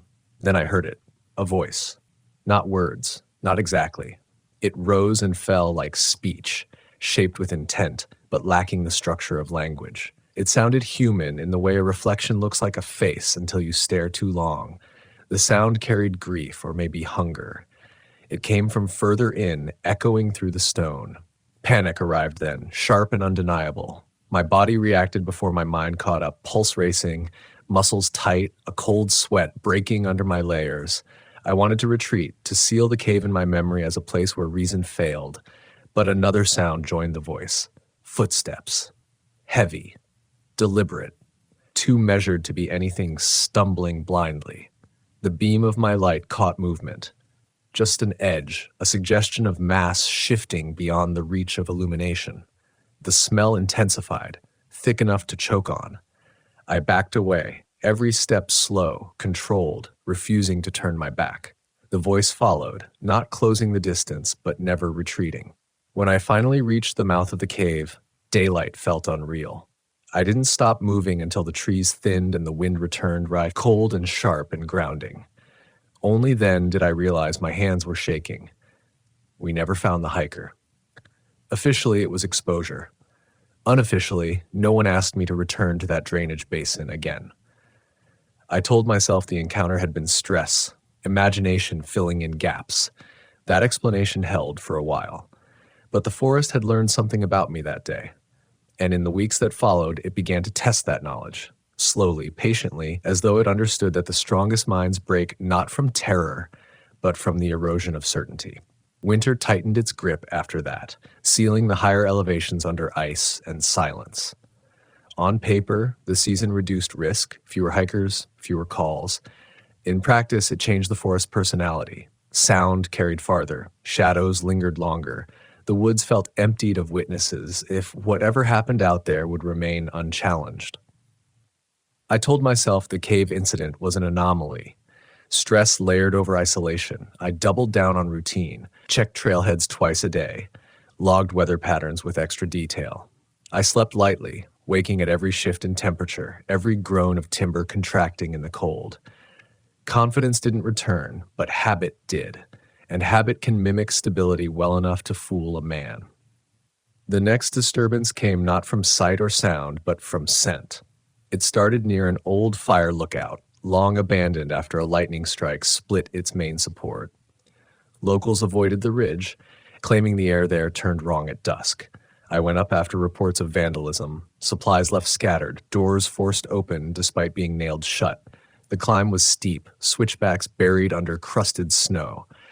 As I crested the ridge, the smell hit me hard enough to stop me cold, rot but dry, old decay without moisture. It reminded me of a long, sealed attic of things left too long in darkness. The wind carried it in pulses, strengthening, then fading, as if the source itself was moving. The lookout stood crooked against the sky, its silhouette jagged. Around it, the snow was disturbed, not trampled, but compressed in broad patches, as though something heavy had paused there repeatedly. No clear tracks, just impressions that suggested weight without form. Inside the structure, the smell intensified. My headlamp caught deep gouges along the interior walls, wood torn away in thick curls. The floor was littered with pine needles that hadn't blown in naturally. They'd been carried, arranged in a rough circle beneath the shattered windows. At the center lay a bundle of cloth, a jacket, modern, synthetic fabric, torn at the seams. I recognized the brand from local outfitters. It belonged to a seasonal worker who had quit early and left the area weeks before. Officially, he'd moved on. No missing persons report. No investigation. I lifted the jacket carefully. It was warm. Not warm like it had been recently worn. Warm like it had been held against something alive moments ago.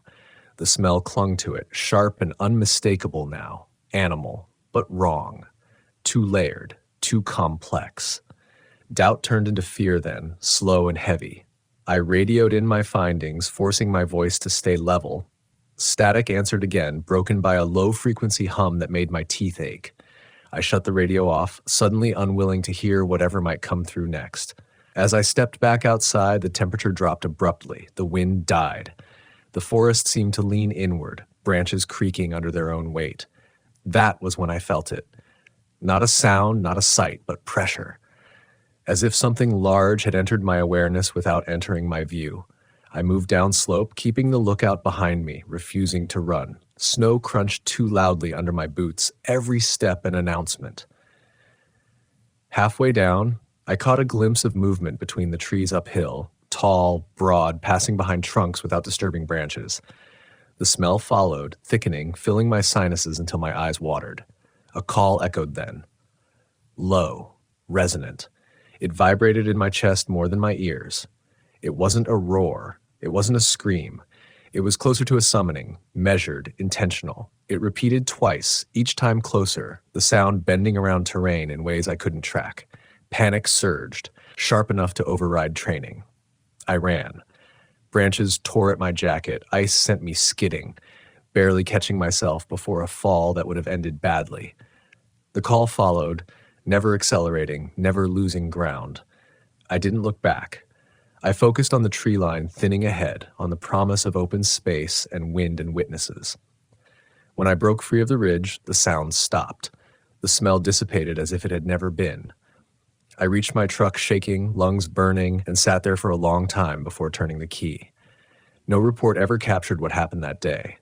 Vandalism was blamed on weather damage.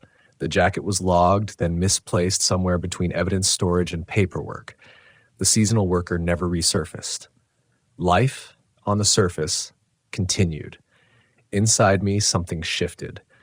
The fear was no longer tied to a single place or moment. It had diffused, spreading into every patrol, every shadowed stand of trees. I found myself listening for patterns in the wind, cataloging scents the way I once cataloged tracks. Sleep became fragmented, dreams filled with caves and knocking sounds, with a presence just beyond reach. The final escalation came in early spring, when the snow began to rot and the forest released its grip. Meltwater exposed things better left buried. A group of local teenagers went missing near a network of shallow caves close to the river gorge. Not deep enough to be dangerous, everyone said. Easy terrain, familiar ground. I led the search myself. The caves were nothing like the one I'd entered months earlier, wider, lower, light filtering in through cracks above. But the air carried that same mineral tang, that same layered decay. Inside the largest chamber, we found signs of habitation, not human. Stones stacked deliberately, bones arranged along the walls, stripped clean and scored with deep marks. Among them, a boot, then another. The knocking began as we documented the scene. Soft at first, then insistent. It came from deeper within the rock, from a passage none of us had mapped. The team froze, eyes wide, looking to me for direction. I heard the unspoken question in their breathing. What do we do? Fear for others outweighed fear for myself then, a cold clarity cutting through the panic. I ordered an immediate withdrawal, voice sharp enough to break the spell. As we retreated, the knocking turned into movement, heavy impacts that sent dust raining from the ceiling. Something followed, unseen but undeniable, its passage marked by pressure and sound and that unbearable smell. We escaped into daylight just as the ground shuddered behind us. The caves fell silent. No one spoke until we were miles away. The official investigation blamed an uncharted sinkhole collapse. Predators. Exposure. Rational words applied like bandages over a wound no one wanted to examine. The teenagers were never found. I stayed on the job another year, long enough to train my replacement, long enough to understand that the forest didn't need belief to exist. It needed only neglect, secrecy, and the willingness of people like me to look away. Now, when I think back, I don't frame those experiences as battles I survived. I see them as lessons paid for with certainty. Reason is fragile out there, thinner than we admit. The woods don't attack indiscriminately. They wait, they watch, they press against the edges of what you trust until something gives. I left the forest with my body intact but not unchanged. Some nights I still hear the knock, 3 measured sounds, patient and familiar, and I know, with a clarity that has never faded, that some spirits don't haunt to frighten. They haunt to remind us that we were never the protectors we believed ourselves to be. Leaving the service didn't mean leaving the forest behind. That was the last lie I allowed myself to believe. I moved south, closer to towns, closer to roads that stayed paved year-round. I took a desk position tied loosely to training and incident review, the kind of job that lets a man pretend he's stepped out of the story and into the margins. I told myself distance would dilute memory. That routine would sand down the edges of what I'd seen until it fit cleanly into language again. It didn't. The forest followed me in subtler ways, in the way my ears strained at night for sounds that didn't belong, in the way my body reacted before my mind whenever I smelled wet stone or cold iron, in the dreams, always the same structure, always different details, a boundary crossed, a warning ignored, a presence that never hurried because it never needed to. What finally broke the illusion of escape was a letter. It arrived without a return address, postmarked from a town so small it barely registered on a map. Inside was a single sheet of paper, creased and smudged with what looked like dirt pressed deep into the fibers. The handwriting was uneven, as if written by someone fighting a tremor. It named the forest I'd worked in. It mentioned the caves. And it asked a question no one outside the service should have known to ask.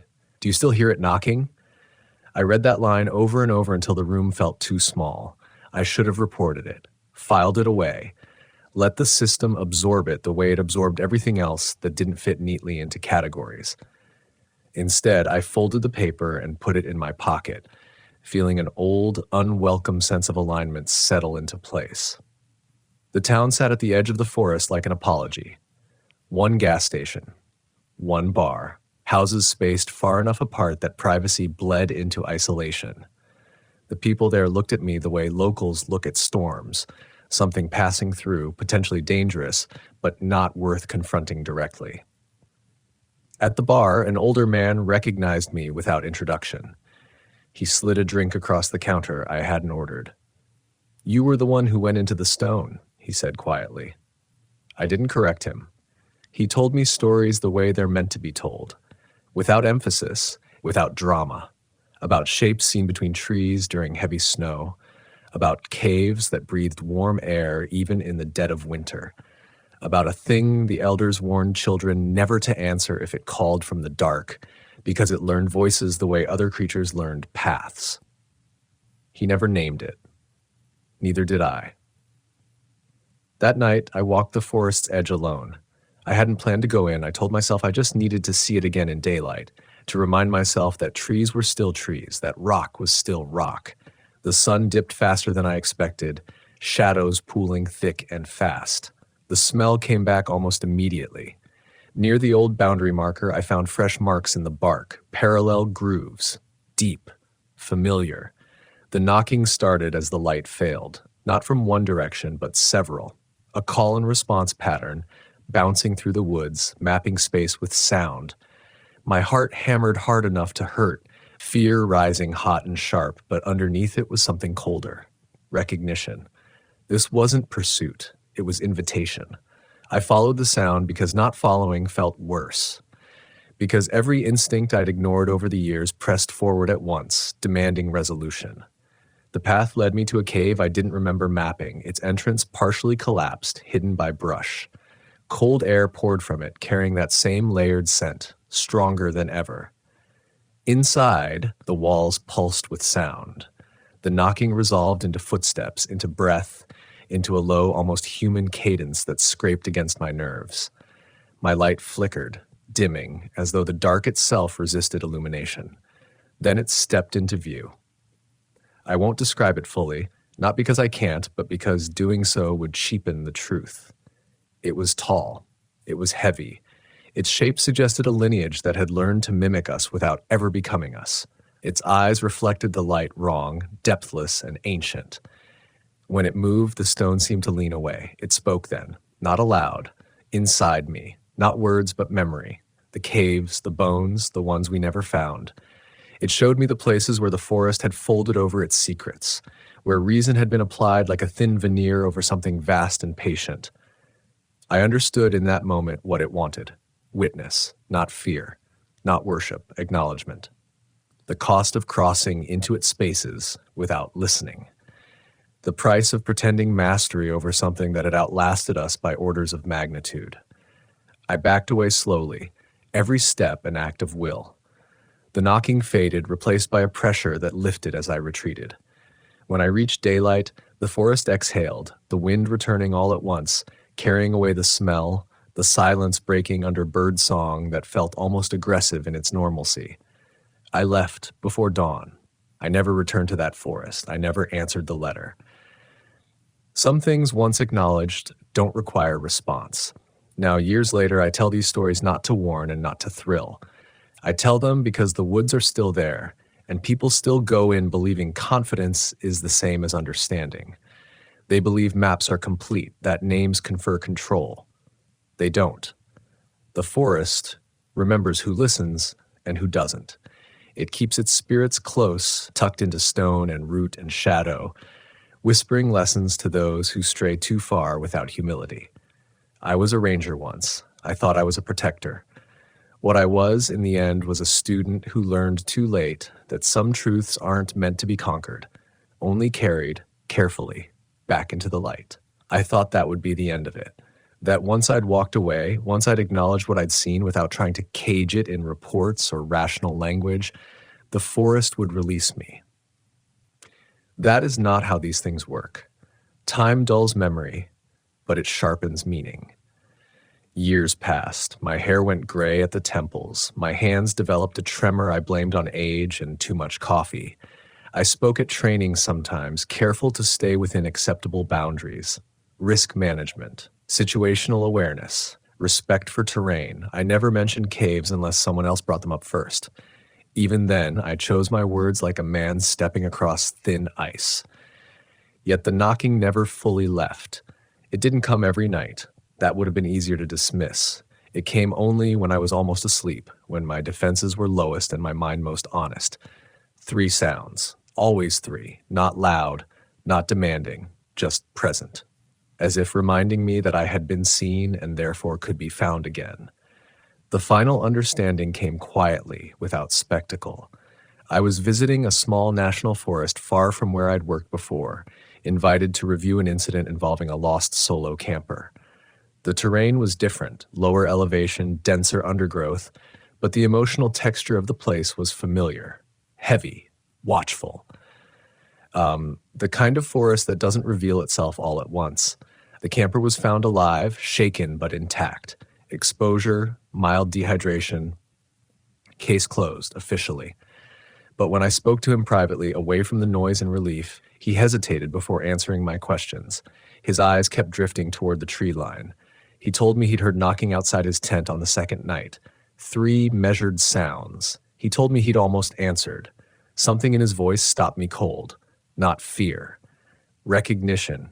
Without context, without language. The same fragile moment I'd stood in years earlier, balanced between instinct and dismissal. I told him not to go back into the woods alone for a while. I told him to trust the part of himself that hesitated. I didn't explain why. I didn't need to. Some lessons transmit best without detail. That night, standing at the edge of that unfamiliar forest, I realized the truth I'd been circling for decades. The spirits of the pines, the things locals whisper about when they think no one official is listening, they are not bound to one place.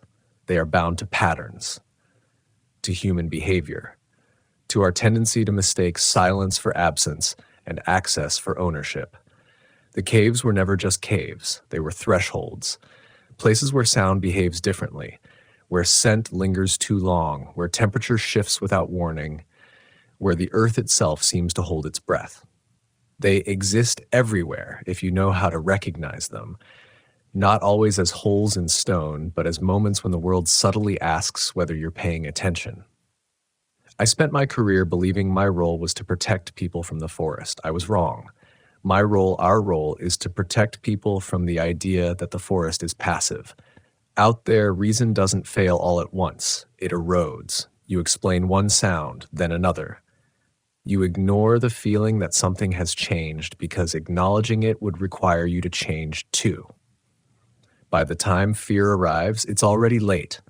Not because something is chasing you, but because you've been ignoring the warnings meant to keep you alive.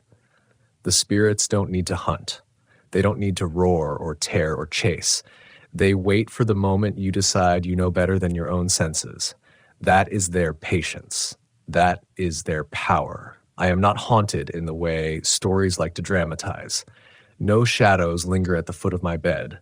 No glowing eyes watch from the tree line when I drive at night. What follows me is quieter than that, and far heavier. It is the responsibility of having seen the edge of something vast and choosing, finally, not to step over it again. If you walk into the woods, and I know you will, because we are drawn to them the way we are drawn to mirrors, listen carefully. Not just for danger, but for rhythm, for patterns that don't quite belong, for the moment when the forest feels less like a place and more like a presence. If you hear knocking, don't answer. If you smell stone where there should only be pine, turn back. And if you ever find yourself standing at the mouth of something dark and quiet that feels older than your fear, remember this. Courage is not proving you can go deeper. Courage is knowing when to stop. The forest does not need you to challenge it. It needs you to respect that some stories are still being told, and some spirits still walk the pines, not to terrify us, but to remind us that we are guests. And guests survive by listening.